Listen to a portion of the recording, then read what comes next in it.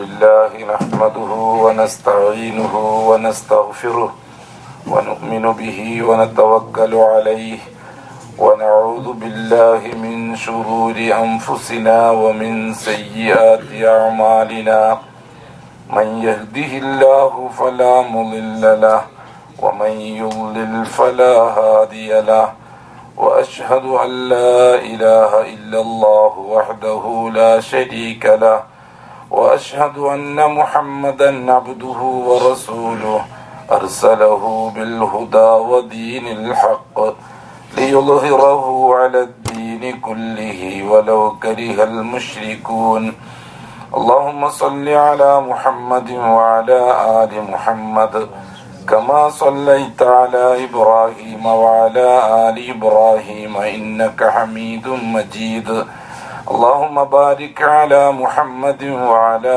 آل محمد كما باركت على إبراهيم وعلى آل إبراهيم إنك حميد مجيد يا أيها الذين آمنوا اتقوا الله حق تقاته ولا تموتن إلا وأنتم مسلمون يا أيها الناس اتقوا ربكم الذي خلقكم من نفس واحدة وخلق منها زوجها وبث منهما رجالا كثيرا ونساء واتقوا الله الذي تساءلون به والأرحام إن الله كان عليكم رقيبا أما بعد فإن أصدق الحديث كتاب الله وخير الهدي هدي محمد صلى الله عليه وسلم وشر الأمور محدثاتها وكل محدثة بدعة وكل بدعة ضلالة وكل ضلالة في النار. ബഹുമാനമുള്ള ഹാജിമാരെ, ഹജ്ജുമ്മമാരെ, എല്ലാവരും ആയോ? ഒരു വയസ്സുള്ള ഹാജിമാരും അല്ലാത്തവരുടെ കൂടുതൽ അല്ലല്ല, നമ്മളെ കൂടുതൽ വയസ്സുള്ള രാജ്യാറിന്റെ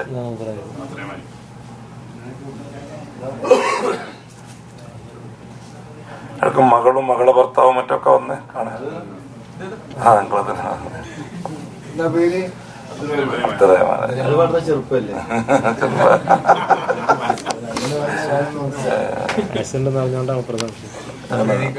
വിഷമുണ്ടാവൂലേ?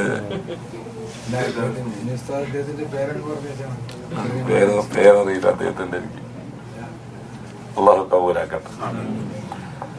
ബഹുമാനമുള്ള ഹാജിമാരെ, ഹജ്ജുമ്മമാരെ, അള്ളാഹു സുബ്ഹാനഹു വ തആല ഖിയാമത്ത് നാൾ വരെ നിലനിൽക്കുന്ന ഒരു ശരീഅത്തിന് യോഗ്യനായ പ്രവാചകനെ നേരത്തെ സെലക്ട് ചെയ്ത് വെച്ചതാ. നേരത്തെ സെലക്ട് ചെയ്തെന്ന് പറഞ്ഞാൽ ഖബില അൻ യഖ്ലുഖ അസ്സമാവാതി വൽ അർദ് ബി 70,000 സന, 70,000 കൊല്ലം മുമ്പ്. എപ്പോ? പ്രപഞ്ചം നിർമ്മിക്കുന്നതിന്റെ 70,000 കൊല്ലം മുമ്പ്. 50,000 സന, 50,000 കൊല്ലം. ഇബ്നു അബ്ബാസിനെ തൊട്ട് റിപ്പോർട്ട് ചെയ്തൊരു ഹദീസ്, റസൂലുള്ളാഹി സ്വല്ലല്ലാഹു അലൈഹി വസല്ലം പറഞ്ഞു, എല്ലാ കാര്യങ്ങളുടെയും മഖാദീറുകളെ അല്ലാഹ് കിതാബ് ചെയ്തു വെച്ചു. കതബല്ലാഹു മഖാദീർ അൽ ഖലായിഖ്. സകല സൃഷ്ടികളുടെയും സകല വസ്തുക്കളുടെയും സകല വിവരങ്ങളും അള്ളാഹു നേരത്തെ റെക്കോർഡാക്കി വെച്ചു. അള്ളാഹു കഴിവുള്ളവനാണ്. കഅലമുമാ ബൈന ഐദീഹിം വമാ ഖൽഫഹും. അള്ളാഹു നേരത്തെ ഉള്ളതും അറിയും, വരാൻ പോകുന്നതും അറിയും, നടന്നുകൊണ്ടിരിക്കുന്ന പ്രസന്റിലുള്ള കാര്യങ്ങളും അറിയും, കഴിഞ്ഞു പോയതും നന്നായിട്ട് അറിയും. അള്ളാഹുവിന്റെ അറിവ് വിസ്മൃതിയിലായി പോകുകയില്ല കാലദൈർഘ്യം കൊണ്ട്. വരാനിരിക്കുന്ന കാലം അള്ളാഹു താല കൃത്യമായി അറിയുന്നവനാണ്. വരാനിരിക്കുന്നതിനെ സംബന്ധിച്ച് നടന്നുകൊണ്ടിരിക്കുന്നതൊന്നും അള്ളാന്റെ ശ്രദ്ധയിൽ പോവുകയും ചെയ്യില്ല. അള്ളാഹു താലക്ക് ഉറക്കില്ല, അള്ളാഹു താലക്ക് മയങ്ങിപ്പോക്കില്ല, ശ്രദ്ധ കുറവില്ല, ഒന്നുമില്ല. അള്ളാഹു പൂർണ്ണനാണ്. അങ്ങനെ മനസ്സിലാക്കണം എല്ലാ കാര്യങ്ങളും. അള്ളാഹുമായി ബന്ധപ്പെട്ട ഏത് വിഷയത്തെ പറ്റി സംസാരിക്കുമ്പോഴും നമ്മുടെ മനസ്സിലെന്ത് വരണം? വല്ലാഹു അലാ മാ യശാഉ ഖദീർ. അള്ളാഹു എന്താണോ ഉദ്ദേശിക്കുന്നത് അതിന് കഴിവുള്ളവനാണ് അള്ളാഹു, സംശയമില്ല. പിന്നെ അള്ളാഹു സുബ്ഹാനഹു വ തആല റസൂലുള്ളാഹി സ്വല്ലല്ലാഹു അലൈഹി വസല്ലം തങ്ങൾ പറഞ്ഞൊരു വിഷയം ഇതാണ്, അള്ളാഹുവിന്റെ നടപടിക്രമങ്ങൾ. മലയാളത്തിൽ എന്താ പറയേണ്ടത് എനിക്കറിയില്ല, പതുപെട്ട വർത്താനായി പോകുന്നു അറിയില്ല. അള്ളാഹു അള്ളാഹുവിന്റെ നടപടിക്രമങ്ങൾ എന്താണെന്നറിയോ? ഒരു വസ്തുവിനെ, ഒരു ഈച്ചയെ നിർമ്മിക്കാൻ അള്ളാഹ് ഉദ്ദേശിക്കുന്നു എന്ന് വിചാരിക്കും. ഒരു ഈച്ചയെ, അള്ളാഹുവിന്റെ അറിവില്ലാതെ ഒരു ഈച്ചയും നിർമ്മിക്കപ്പെടാൻ പാടില്ല. ഒരു ഈച്ചയെ നിർമ്മിക്കാൻ അള്ളാഹു ഉദ്ദേശിക്കുമ്പോൾ 4 കാര്യങ്ങൾ ആ വിഷയത്തിൽ അള്ളാഹു നടപ്പിലാക്കുന്നുണ്ട്.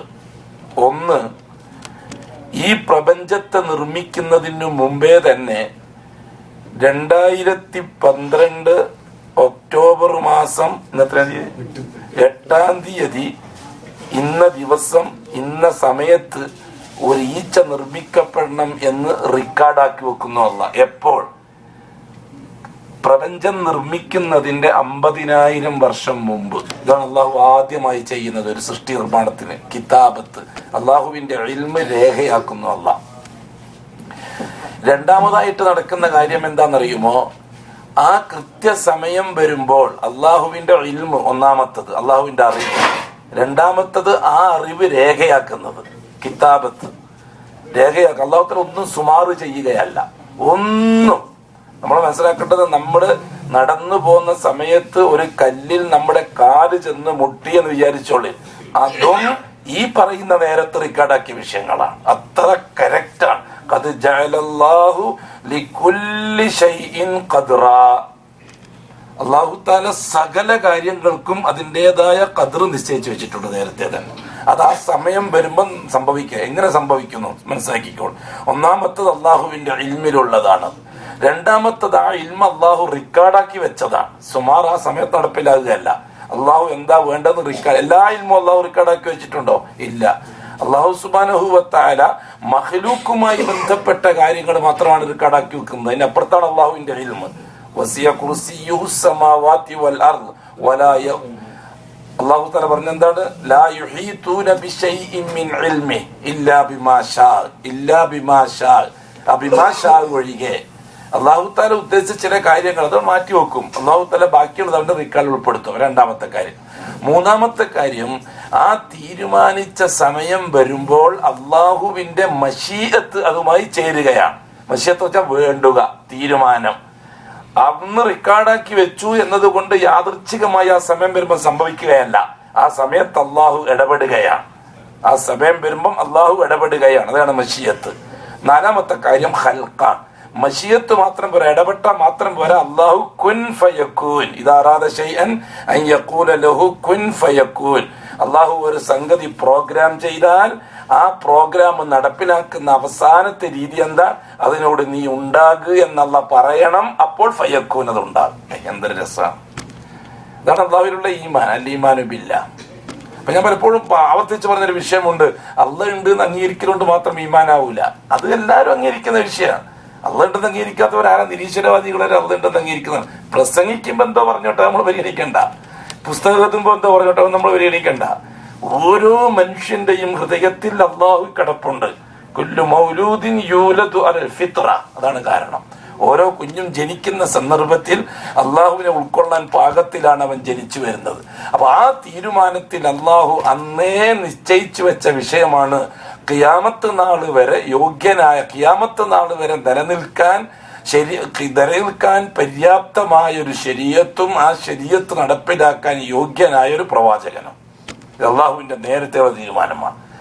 എല്ലാ നബിമാരോടും കരാർ വാങ്ങിയിട്ടുണ്ട് അല്ലാഹു തആല. വഇദ് അഖദിനാ മീസാഖൻ നബിയ്യീൻ. മുഴുവൻ നബിമാരോടും അല്ലാഹു തആല കരാർ വാങ്ങിയിട്ടുണ്ട്.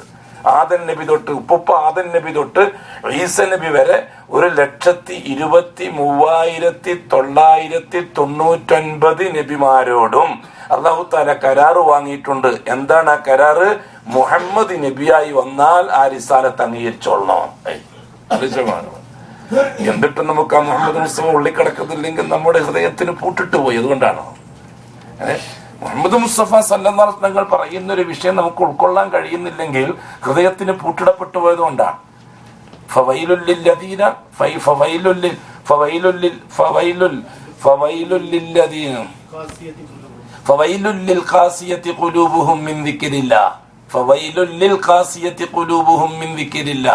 അള്ളാഹുവിനെ ചിന്തിക്കുന്നതിൽ നിന്ന് ഏതൊരുത്തന്റെ കൽബിന് പൂട്ടിട്ട് പോയോ അവനിക്ക് സകല നാശവും എന്ന് പറഞ്ഞോളാം. ഇൻഷിറാഹ് വലിയൊരു തൗഫീഖാണ്. നമ്മളിപ്പം എല്ലാവരും കേൾക്കുന്നു ഇരിക്കുന്നു എന്നതുകൊണ്ടൊന്നും ഇൻഷ്റാഹി നസീബായിക്കൊള്ളുന്നു. ഈ ദുആ ചെയ്തോന്നു അള്ളാഹുവിനോട്, പടച്ചവനെ ഉൾക്കൊള്ളാൻ തൗഫീഖ് താ അല്ലാ. അഫമൻ ശറഹല്ലാഹു സദ്റഹു ലിൽ-ഇസ്ലാം ഫഹുവ അലാ നൂരിൻ മിൻ റബ്ബി.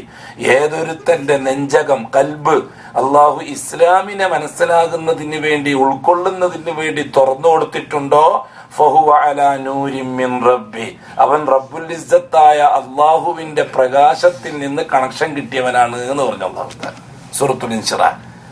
തുടർന്ന് വന്ന ആയത്ത് എന്താണ്? ഫവൈലുൽ ലിൽ ഖാസിയത്തി ഖുലൂബുഹും മിൻ ദിക്രില്ലാഹ്. ഏതൊരുത്തന്റെ കൽബുകളാണോ അള്ളാഹു പൂട്ടിട്ട് കളഞ്ഞത് അവർക്കായിരിക്കും സകല നാശവും, എനിക്ക് രക്ഷപ്പെടാൻ കഴിയില്ല. വലിയ അറിവുണ്ടാകും, നല്ല അറിവുണ്ടാകും, ഖുർആനിൽ അറിവുണ്ടാകും, ഹദീസിൽ അറിവുണ്ടാകും, അറബി സാഹിത്യത്തിൽ അറിവുണ്ടാവും, വലിയ ബുദ്ധിയായിരിക്കും, വലിയ ചിന്തകനായിരിക്കും, വലിയ എഴുത്തുകാരനായിരിക്കും, വലിയ ഗവേഷകനായിരിക്കും. പക്ഷെ അള്ളാഹു തആല അള്ളാഹുവിനെ ഉൾക്കൊള്ളാൻ മാത്രം പാകത്തിൽ അവന്റെ മനസ്സ് തുറന്നു കൊടുത്തിട്ടുണ്ടാകുകയില്ല. അവൻ മരിക്കുന്നവരങ്ങനെ പോയിട്ട് അവങ്ങനെ ചത്തോടും. ഇവിടെ നമ്മൾ ദുആ ചെയ്യേണ്ട വിഷയം, മൂസാ അലൈഹി സ്വലാത്തു വസ്സലാം തൂർ സീനായിലേക്ക് പോകുമ്പോൾ ഫിറൗനടുത്തേക്ക് പോകുമ്പോൾ ദുആ ചെയ്തതാണ്. ഫിറൗനടുത്തേക്ക് പോകാൻ വേണ്ടി പറഞ്ഞു അല്ലാഹു തആല മൂസാ നബിയോട്, ഇദ്ഹബാ ഇലാ ഫിറഔന ഇന്നഹു തഗാ. നിങ്ങൾ രണ്ടുപേരും ഹാറൂൻ നബിയെയും കൂട്ടിയിട്ട് ജ്യേഷ്ഠനും അനുജനും കൂടി ഫിറൗനടുക്കലേക്ക് പോകണം. അവൻ വഴിവഴിച്ചിരിക്കുകയാണ്, അവൻ വഴിമാറി സഞ്ചരിക്കുകയാണ്, നിങ്ങളൊന്ന് പോയി നോക്ക് അവന്റെ അടുത്തേക്ക്. അള്ളാഹു പറയാം. ബഹുമാനപ്പെട്ട മൂസാ അലൈഹി സ്വലാത്തു വസ്സലാം ആ സമയത്ത് അള്ളാഹു പറഞ്ഞെന്താണെന്നറിയുമോ? ഞാനവിടെ പോയിട്ട് എന്താ പറയേണ്ടത് പഠിച്ച എനിക്കൊന്നും മനസ്സിലാകുന്നില്ല. റബ്ബിശ്റഹ് ലീ സദ്രി വയസ്സിർ ലീ അംരി വഹ്ലുൽ ഉഖ്ദത മിൻ ലിസാനി യഫ്ഖഹു ഖൗലി. അല്ലാഹു എൻ്റെ ഹൃദയം നീ തുറന്നതാ. ഇശ്റഹ് ലീ സദ്രി, എൻ്റെ മനസ്സ് നീ ഒന്ന് തുറന്നതാ. വയസ്സിർ ലീ അംരി, നീ എന്നെ നിയോഗിച്ചിരിക്കുന്ന ജോലി പൂർത്തിയാക്കാൻ എനിക്ക് എളുപ്പമാക്കിത്താ. ഇങ്ങനെ വലിയ കാര്യമാണ്. നമ്മൾ സാമർഥ്യം കൊണ്ട് എന്തൊക്കെ നടക്കുമെന്ന് ആരും വിചാരിക്കണ്ട. ഒന്നും നടക്കൂല, ഒരു സാമർഥ്യം കൊണ്ട് ഒന്നും നടക്കൂല. നാം പണ്ടേ തലശ്ശേരി നമ്മൾ പറയാറുണ്ട്, ഹജ്ജിന് വരുന്ന സമയത്ത് എൻ്റെ ഉപ്പ ഉണ്ട്, അല്ലെങ്കിൽ എൻ്റെ ആങ്ങളാറ് പിന്നെ ജിദ്ദയിലുണ്ട്, അല്ലെങ്കിൽ എൻ്റെ ആമക്കള് തായ്ഫിലുണ്ട്, അവർ വരും, എനിക്ക് പ്രശ്നമൊന്നുമില്ല, എനിക്ക് പേടിക്കാനൊന്നുമില്ല എന്നൊന്നും ആരും കരുതി പോകരുത്. അവസാനം ആരിലാണോ നാം ആശ്രയിച്ചത് അവര് നമുക്ക് തലവേദനയാവും. അവരെ കൊണ്ടായിരിക്കും ഏറ്റവും വലിയ തലവേദന ഉണ്ടാകുക. ആരെ ആശ്രയിച്ചിട്ടാണോ നമ്മൾ വന്നിട്ടുണ്ടാകുക അവരായിരിക്കും അവസാനം നമുക്ക് തലവേദനയാകുക. അതുകൊണ്ട് വളരെ ഹജ്ജിന് വരുന്ന ഹാജിമാർ, ഉംറയ്ക്ക് വരുന്ന മുഅ്തമിരീങ്ങൾ, അത് കച്ചവടത്തിന് വരുന്നവരെ പോലെയോ വിസിറ്റിന് വരുന്നവരെ പോലെയോ അല്ല, അള്ളാഹുവിന്റെ അതിഥികളാണ്. അള്ളാഹുവിന്റെ അതിഥികളായി വന്നവർ അള്ളാഹുവിനെ അല്ലാതെ മറ്റേ എന്തിനെയാണോ ആശ്രയിച്ചത് അത് അവർക്ക് നാശമായി തീരും. പണത്തെയാണോ ആശ്രയിച്ചത് ആ പണം അവർക്ക് തലവേദനയായി മാറും. ആരോഗ്യത്തെയാണോ ആശ്രയിച്ചത് ആരോഗ്യം അവർക്ക് തലവേദനയായി മാറും. മക്കളെയാണോ മരുമക്കളെയാണോ ആശ്രയിച്ചത് അതവർക്ക് തലവേദനയായി മാറും.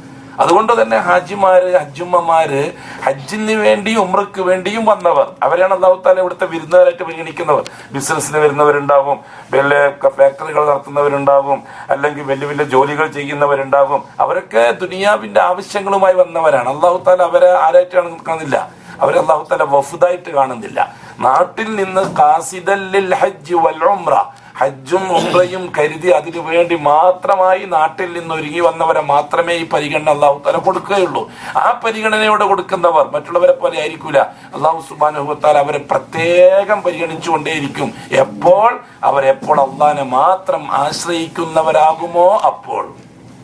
മൂസാ അലൈഹി സ്വലാത്തു വസ്സലാം അള്ളാഹുവിനോട് ഇൻശിറാഹിനെ ചോദിച്ചതുകൊണ്ടാണ് എന്റെ മനസ്സ് നീ തുറന്നതാ അല്ലാഹ്.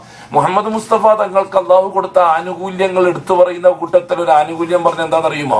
അലം നശ്റഹ് ലക സദ്റക്, അലം നശ്റഹ് ലക സദ്റക്. ഓ നബിയെ, നിങ്ങളുടെ കൽബ് ഞാൻ തുറന്നു തന്നില്ലേ, നിങ്ങളുടെ ഹൃദയം ഞാൻ തുറന്നു തന്നില്ലേ, അതോടുകൂടി നിങ്ങൾക്ക് പല കാര്യങ്ങളും മനസ്സിലാക്കാൻ കഴിഞ്ഞില്ലേ. മുഹമ്മദ് മുസ്തഫ തങ്ങൾക്ക് അല്ലാഹു തആല ചെയ്തു കൊടുത്ത ആനുകൂല്യങ്ങൾ പറഞ്ഞ കൂട്ടത്തിൽ പറഞ്ഞൊരു വിഷയം അതാണ്. അലം നശ്റഹ് ലക സദ്റക് വവളഅനാ അൻക വിസ്റക് അല്ലദീ അൻഖദ ദഹ്റക്.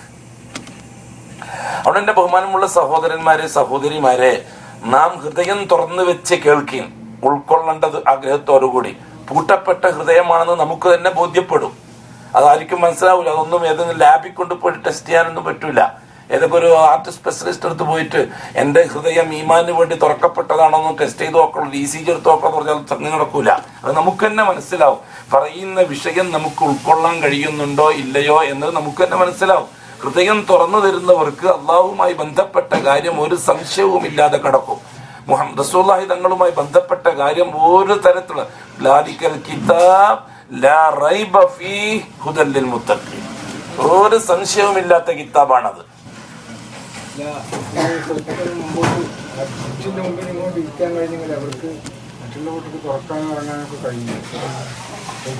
ആ ലിഫ്റ്റിൽ കുറച്ചൊന്ന് മുമ്പോട്ടാണ്. ശരി, അല്ലാഹു സുബ്ഹാനഹു വ തആല എടുക്കുന്ന നടപടിക്രമങ്ങളെ സംബന്ധിച്ചാണ് നമ്മൾ പറയുന്നത്. അപ്പൊ അള്ളാഹു തആലന്റെ കാര്യങ്ങൾ അത്രയും കറക്റ്റാണ്. എങ്കിൽ പിന്നെ നാം അള്ളാഹു അല്ലാത്ത ആരെയാണ് ആശ്രയിക്കുന്നത്? അള്ളാഹു ചോദിക്കാൻ ഹൽ മിൻ ഖാലിഖിൻ ഗൈറുല്ലാഹ്, ഇനി നിങ്ങൾക്ക് അള്ളാഹു അല്ലാതെ വേറെ ആരാണ്? ഇതെല്ലാമായിട്ട് ബന്ധപ്പെട്ട ഒരു അള്ളാഹു ഉണ്ടായിരിക്കെ ആ അള്ളാഹുവിനോടൊപ്പം ഏതെങ്കിലും ഒരു വ്യക്തിയെ, ശക്തിയെ, വസ്തുവിനെ നമ്മൾ എന്തെങ്കിലും തരത്തിൽ ഒന്നിക്ക് നിദ്ദായിട്ട് അള്ളാഹ്ക്ക് പകരമായിട്ട്, അല്ലെങ്കിൽ ശിർക്കായിട്ട് അള്ളാഹ്ക്ക് കൂട്ടുകാരനായിട്ട്, അല്ലെങ്കിൽ ലഹീറായിട്ട് അള്ളാഹ്ക്കൊരു സഹായി ഇരിക്കട്ടെ, അല്ലെങ്കിൽ ഷഫീ അള്ളാഹിനോട് ശുപാർശ പറയാൻ ഒരാള്, അല്ലെങ്കിൽ വസീല് അള്ളാഹുവിന് ഇടചേർക്കാൻ ഒരാള്, എന്തിന് അള്ളാഹ് ചോദിക്കുന്നു? ഞാൻ പോരെ നിങ്ങൾക്ക്? അലൈസല്ലാഹു ബികാഫിൻ അബ്ദ. എത്ര നല്ല ചോദ്യമാണ്. അള്ളാഹിനെ മനസ്സിലാക്കിയവർക്ക് ആ ചോദ്യം എളുപ്പത്തിൽ ഉൾക്കൊള്ളാൻ പറ്റും. അലൈസല്ലാഹു ബികാഫിൻ അബ്ദ, അലൈസല്ലാഹ് ബികാഫിൻ, അള്ളാ മതിയാവൂലേ അബ്ദഹു അവന്റെ അടിമക്ക് എന്ന് ചോദിക്കുന്നു അല്ലാഹു തആല. മറുപടി എന്താ പറയാ?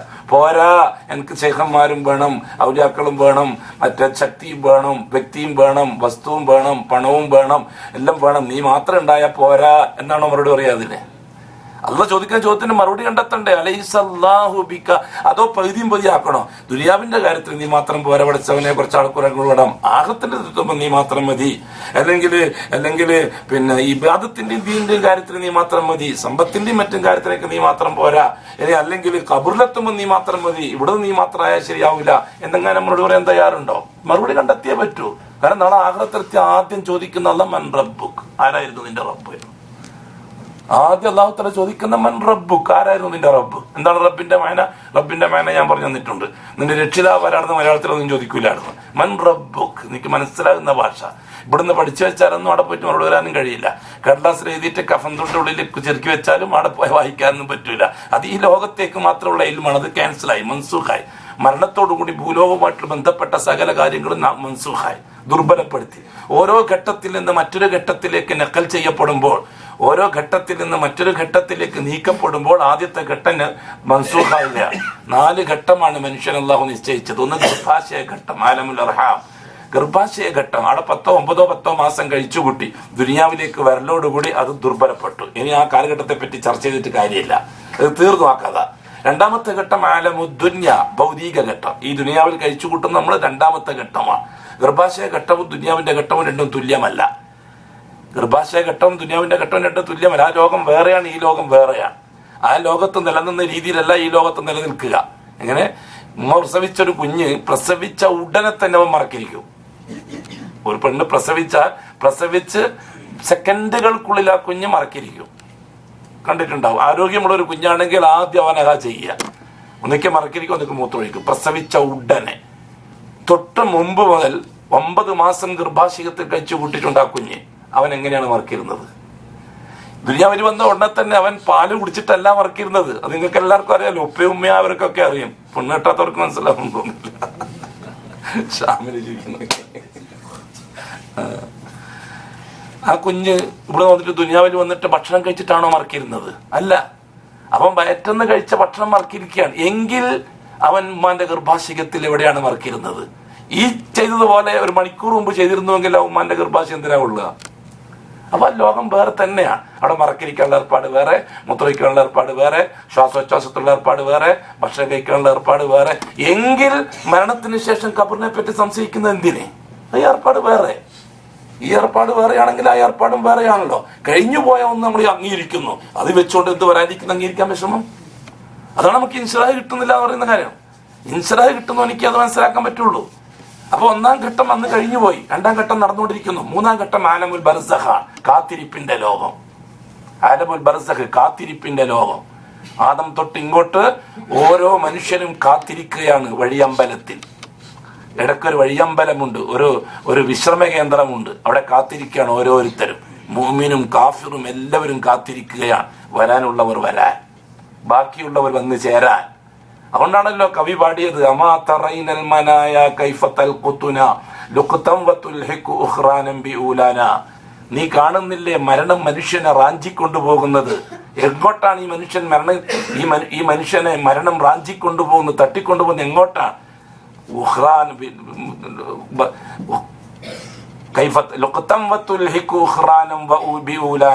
നിനക്ക് മുമ്പ് കഴിഞ്ഞുപോയവർ അവിടെ കാത്തിരിക്കുകയാണ്, അവരോടൊപ്പം നിന്റെ ചേർക്കാനാണ് മരണം നിന്നെയും തട്ടിക്കൊണ്ടുപോയത്. അപ്പം ബർസഖിന്റെ ലോകത്തെ കാത്തിരിപ്പിന്റെ ലോകമാണ്. ആ ലോകത്ത് അല്ലാഹു സുബ്ഹാനഹു വ തആല ദുനിയാവിൽ വെച്ച്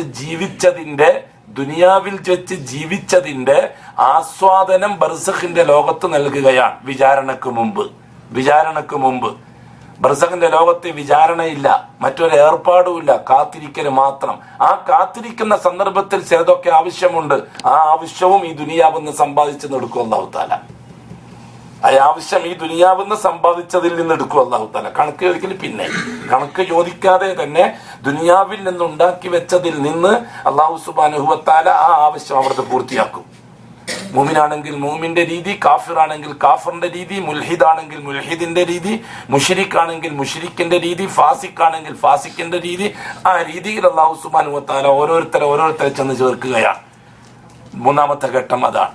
നാലാമത്തെ ഘട്ടം ആലമുൽ ആഖിറ, പര്യവസാന ലോകം. ആഖിറ എന്ന് കേൾക്കുമ്പോൾ നാശത്തിന്റെ ലോകം എന്ന് കരുതരുത്, സ്ഥിരതയുടെ ലോകം. ഇതുവരെ നാം സഞ്ചാരത്തിലാണ്, യാത്രയിലാണ്. ഒന്നാം ഘട്ടം ഗർഭാശയത്തിൽ, അവിടുന്ന് യാത്ര ചെയ്ത് രണ്ടാം ഘട്ടത്തിലെത്തി. രണ്ടാം ഘട്ടത്തിൽ നിന്ന് യാത്ര ചെയ്ത് ബർസഖിലെത്തി. ബർസഖിൽ നിന്ന് യാത്ര ചെയ്ത് ആഖിറത്തിലെത്തിയ യാത്ര അവസാനിച്ചു. ഇനി അവിടെ താമസമാണ്. ഇനി യാത്രയില്ല, ഇനി താമസം, സ്ഥിരതാമസം. അങ്ങോട്ടുള്ള യാത്രയായിരുന്നു ഇതുവരെയും നടന്നുകൊണ്ടിരുന്നത്. ഓരോ ഘട്ടത്തിന്റെയും മറ്റൊരു ഘട്ടത്തിലേക്കുള്ള പാലായനമാണ് ജനനം കൊണ്ടത്. ഒന്നാം ഘട്ടം തീർന്ന് രണ്ടാം ഘട്ടം തുടങ്ങുന്നതിന്റെ പേരാണ് ജനനം. രണ്ടാം ഘട്ടം തീർന്ന് മൂന്നാം ഘട്ടം തുടങ്ങുന്നതിന്റെ പേരാണ് മരണം. മൂന്നാം ഘട്ടം തീർന്ന് നാലാം ഘട്ടം തുടങ്ങുന്നതിന്റെ പേരാണ് ഖിയാമ. എല്ലാം വളരെ കൃത്യവും കണക്കുമാണ് അള്ളാഹുവിന്റെ കാര്യങ്ങൾ. അല്ലാഹു സുബ്ഹാനഹു വ തആല ആ രീതിയിൽ മനുഷ്യ സമൂഹത്തിന്റെ സകല കാര്യങ്ങളെയും വളരെ കൃത്യമായ രീതിയിൽ നിശ്ചയിച്ചു വെച്ചിട്ടുണ്ട് എന്നാണ് നാം പറഞ്ഞത്. അള്ളാഹുവിനൊന്നും തെറ്റിപ്പോകാറില്ല, അള്ളാഹുവിനൊന്നും മാറിപ്പോകാറില്ല. ഈ രീതിയിൽ ഉൾക്കൊള്ളാനുള്ളൊരു മനസ്സ് അല്ലാഹു സുബ്ഹാനഹു വ തആല തരാൻ ദുആ ചെയ്തുകൊണ്ടിരിക്കണം. ഇതാണ് അള്ളാഹുവിന്റെ ദീനിൽ ഉൾക്കൊണ്ട് ജീവിക്കാനുള്ള ഏറ്റവും വലിയ വഴി. എല്ലാ നബിമാരെ കൊണ്ടും അല്ലാഹു തആല ചെയ്യിപ്പിച്ചത് അതാണ്. അപ്പൊ പറഞ്ഞു വരുന്ന വിഷയം എന്താണ്? അല്ലാഹു സുബ്ഹാനഹു വ തആല പൂർവികന്മാരായ സകല നബിമാരോടും കരാറ് വാങ്ങിയിട്ടുണ്ട്. വഇദ് അഖദിനാ മീസാഖൻ നബിയ്യീൻ, മുഴുവൻ നബിമാരോടും അല്ലാഹു കരാറ് വാങ്ങിയിട്ടുണ്ട്. എന്താണ് ആ കരാറ്? മുഹമ്മദ് നബി വന്നു കഴിഞ്ഞാൽ ആ നൂബത്തും റിസാലത്തും അംഗീകരിച്ചോളണം. ആ അംഗീകാരമാണ് മിഅ്റാജിന്റെ രാത്രിയിൽ സംഭവിച്ചത്. ആ അംഗീകാരത്തെ യാഥാർത്ഥ്യമാക്കി അല്ലാഹു തആല മസ്ജിദുൽ അഖ്സായിൽ വെച്ച് അഷ്റഫുൽ ഖൽഖ് 2 റക്അത്ത് നിസ്കരിച്ചു. ആദം തൊട്ട് ഈസ നബി വരെയുള്ള മുഴുവൻ പേരും ആ നിസ്കാരത്തിൽ മൗമൂമിങ്ങളായി. റസൂലുള്ളാഹി തങ്ങൾ പറഞ്ഞ വാക്ക്. സുദീർഘമായ മേറാജിനെ സംബന്ധിച്ചുള്ള സുദീർഘമായ ഇമാം ബുഖാരി തങ്ങൾ റിപ്പോർട്ട് ചെയ്ത ഹദീസിൽ റസൂലുള്ളാഹി തങ്ങൾ വിശദീകരിച്ചു. അത് എന്തിനാണെന്ന് വിശദീകരിച്ചു. എന്തിനാണത്? ആ നുബുവത്ത് അവരെ കൊണ്ട് ദുനിയാവിൽ വെച്ച് തന്നെ അംഗീകരിപ്പിക്കാൻ വേണ്ടിയിട്ടാണ്. എന്ന് വെച്ചാൽ മഹ്ശറ വരുന്നതിന് മുമ്പ് അംഗീകരിപ്പിക്കാൻ വേണ്ടിയിട്ടാണ്, ആ കരാറ് പാലിപ്പിക്കാൻ വേണ്ടിയിട്ടാണ്. ആ രീതിയിൽ ബഹുമാനപ്പെട്ട മൂസാ അലൈഹി സ്വലാത്തു വസ്സലാം ഉടലോടെ വന്നു എന്ന് വിചാരിച്ചോളും ദുനിയാവിൽ തൗറാത്തുമായിട്ട്. എന്നിട്ട് പറഞ്ഞു നമ്മളോട്, ഞാൻ മൂസ നബിയാണ്, ഇത് തൗറാത്താണ്, നിങ്ങൾ ഇത് അംഗീകരിക്കണം. അംഗീകരിക്കുന്ന പ്രശ്നമേ ഇല്ല. കാരണം മുഹമ്മദ് ഈ റിസാലത്ത് വന്നുപോയി, അതുകൊണ്ട് ഇനി മറ്റൊന്നും അംഗീകരിക്കുന്ന പ്രശ്നമില്ല. ഈസാ അലൈഹി സ്വലാത്തു വസ്സലാം നാളെ വരും, ഞാൻ ഈസ നബിയാണ്, ഞാൻ പ്രവാചകനാണ്, ഞാൻ റസൂലാണ്, എനിക്ക് ഇഞ്ചീൽ തന്നിട്ടുണ്ട്, എന്നെ നിങ്ങൾ അംഗീകരിക്കണം, ഇഞ്ചീൽ അംഗീകരിക്കണം. ഈസ നബി പറഞ്ഞാൽ അംഗീകരിക്കുന്ന പ്രശ്നമേ ഇല്ല. പിന്നെ ഈസ നബി എന്ത് ചെയ്തോളണം? ലാ ഇലാഹ ഇല്ലല്ലാഹ് മുഹമ്മദുർ റസൂലുള്ളാഹ്, മുഹമ്മദി റിസാലത്ത് അംഗീകരിച്ചോളണം. ഇത് പ്രപഞ്ചത്തിന്റെ നിർമ്മാണം തൊട്ട് മുതലേ മുഹമ്മദി റിസാലത്ത് ചാലുവാക്കി അല്ലാഹു തആല. എന്നിട്ട് മുഹമ്മദ് മുസ്തഫാനെ ആ ഉദ്ദേശത്തോടു കൂടി തന്നെ കൊണ്ടുവരികയാണ്. നമ്മൾ പറഞ്ഞുകൊണ്ടിരിക്കുന്ന വിഷയം മുഹമ്മദുർ റസൂലുള്ളാഹ്, നമ്മൾ അതിര് കവിയരുത്. നമ്മൾ മുഹമ്മദീ റിസാലത്തിനും നുബുവത്തിനും അള്ളാഹു എന്താണോ നമ്മൾ പറഞ്ഞു തന്നത് അത് മാത്രം നമ്മൾ മനസ്സിലാക്കിയാൽ മതി.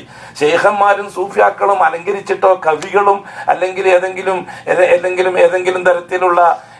തരത്തിലുള്ള പിന്നെ ഫൽസഫക്കാരും വസ്തുതാദങ്ങളെ പറ്റി എന്താണോ പറയുന്നത് അതിലേക്കും പോകണ്ട. ഇനി ജൂതന്മാരും നസാറാക്കളും മുൽഹിദങ്ങളും ഇപ്പുറത്തേക്ക് നെഗറ്റീവായിട്ട് എന്താണോ പറയുന്നത് അതിലേക്കും പോകണ്ട. നമുക്ക് അള്ളാഹു ആ പ്രവാചകനെ പറ്റി വിശദീകരിച്ചു തന്നിട്ടുണ്ട്, അവിടെ മാത്രം നമ്മൾ നിന്നാൽ മതി. രണ്ടും ഉണ്ടാവും. ആ റസൂലുള്ളാഹി തങ്ങളെ പുകഴ്ത്തി അള്ളാഹിനേക്കാൾ വലിയവരാക്കുന്നവരും ഉണ്ടാകും, ഇകഴ്ത്തി ഒന്നും അല്ലാണ്ടാക്കുന്നവരും ഉണ്ടാകും. ഇവ രണ്ടിന്റെയും നിവഴിലേക്ക് നിങ്ങൾ പോകണ്ട, നിങ്ങളുടെ അടുത്തേക്ക് പോയാൽ മതി. ആ പ്രവാചകനെ പറ്റി ആ പ്രവാചകനെ നിയോഗിച്ച അള്ളാഹ് എന്താണോ പറഞ്ഞത് അതംഗീകരിച്ചാൽ മതി. റസൂൽ തങ്ങൾ അതാണ് പറഞ്ഞത്, നിങ്ങൾ ഞാൻ നബിയാണ്, ഞാൻ അബ്ദാണ്, അബ്ദുൽ ലാ യുഅബദ്. ഞാൻ നബിയാണ്, നബിയുൻ ലാ യുകദ്ദബ്. ഞാൻ അബ്ദാണ് അള്ളാഹുവിന്റെ, ഞാൻ ആരാധിക്കപ്പെടുന്നവനല്ല. ഞാൻ ആ ഇബാദത്തുമായി ബന്ധപ്പെട്ട ഒരു വിഷയത്തിലും നിങ്ങൾ എന്നെ കാണണ്ട. ദുആ അള്ളാഹിനോട്, എന്നോടല്ല. നിസ്കാരം അള്ളാഹ്ക്ക്, എനിക്കല്ല. നോമ്പ് അള്ളാഹ്ക്ക്, എനിക്കല്ല. എനിക്ക് വേണ്ടി നിങ്ങൾ സലാത്ത് ചൊല്ലുന്നതും അള്ളാഹ്ക്ക്, എനിക്കല്ല. അങ്ങനെ റസൂലുള്ളാഹി തങ്ങളിൽ നിന്ന് എന്തെങ്കിലും ആനുകൂല്യങ്ങൾ കിട്ടാനാണ് സലാത്ത് എന്നെങ്കിൽ ഫഖദ് അശ്റക്, അവൻ ശിർക്ക് ചെയ്തവനായി. സലാത്ത് നബി തങ്ങളോട് ചെല്ലുന്ന എന്തുകൊണ്ടാണ്? അതിന്റെ പേരിൽ അള്ളാഹുവിൽ നിന്ന് കിട്ടണം എനിക്ക്.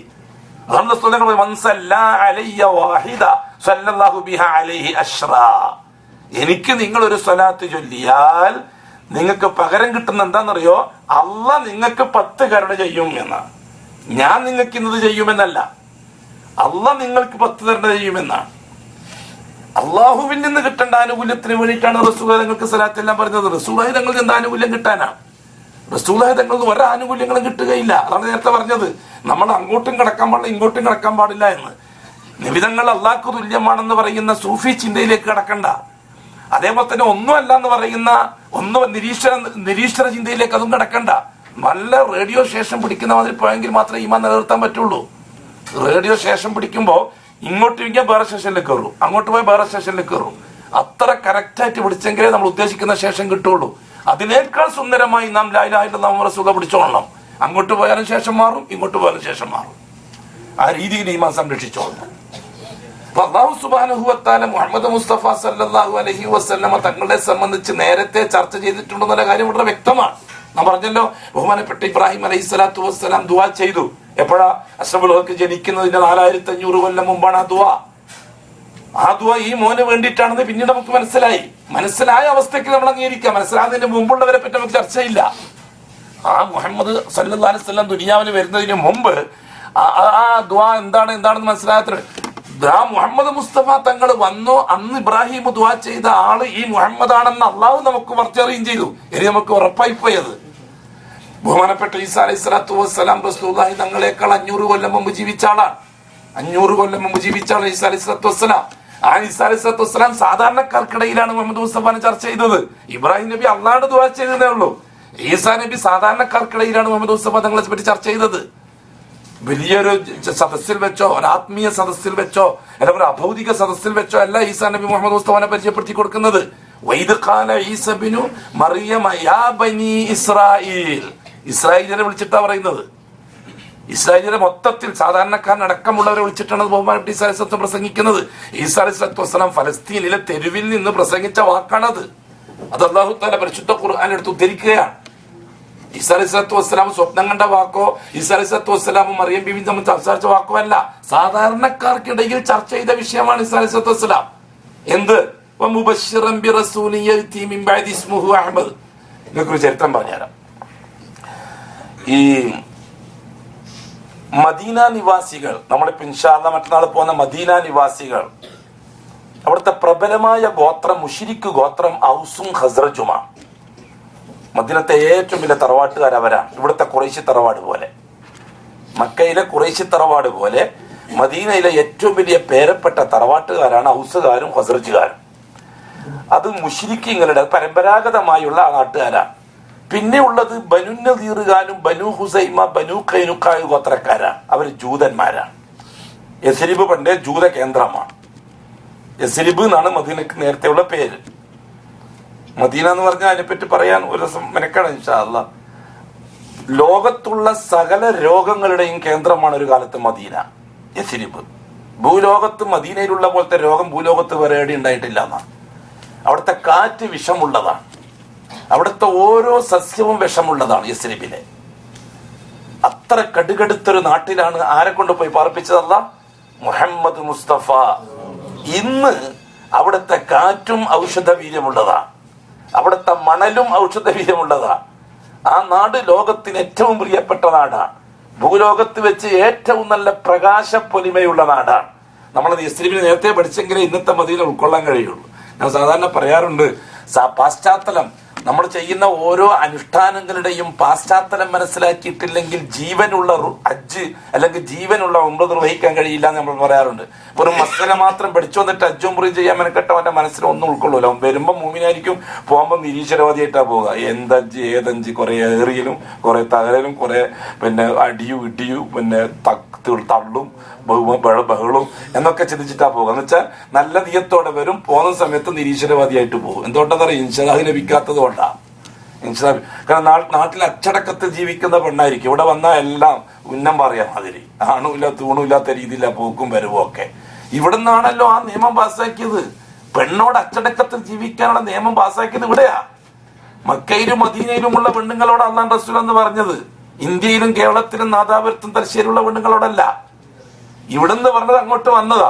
അപ്പൊ അവിടെ അച്ചടക്കത്തിൽ ജീവിക്കുന്നവർ ഇവിടെ എത്തിയിട്ട് കണ്ടപ്പോൾ ഓ ശരി ഇവിടെ ഇങ്ങനെയാ, എന്താ ഞാനും അങ്ങനെ ഇവിടെ അങ്ങനെ മതം തുണിയും കൂടി കൊടുക്കാൻ നടക്കുന്ന അങ്ങനെ പറ്റുമല്ലേ, എന്നാ നമുക്കും അങ്ങനെ മനസ്സിലാക്കാൻ അല്ലാഹു തൗഫീഖ് നസീബാക്കി തരട്ടെ. ഓരോ വിഷയവും റസൂലുള്ളാഹി തങ്ങൾ പഠിപ്പിച്ചത് അഹ്ലു മക്കയോടും അഹ്ലു മദീനയോടുമാണ്.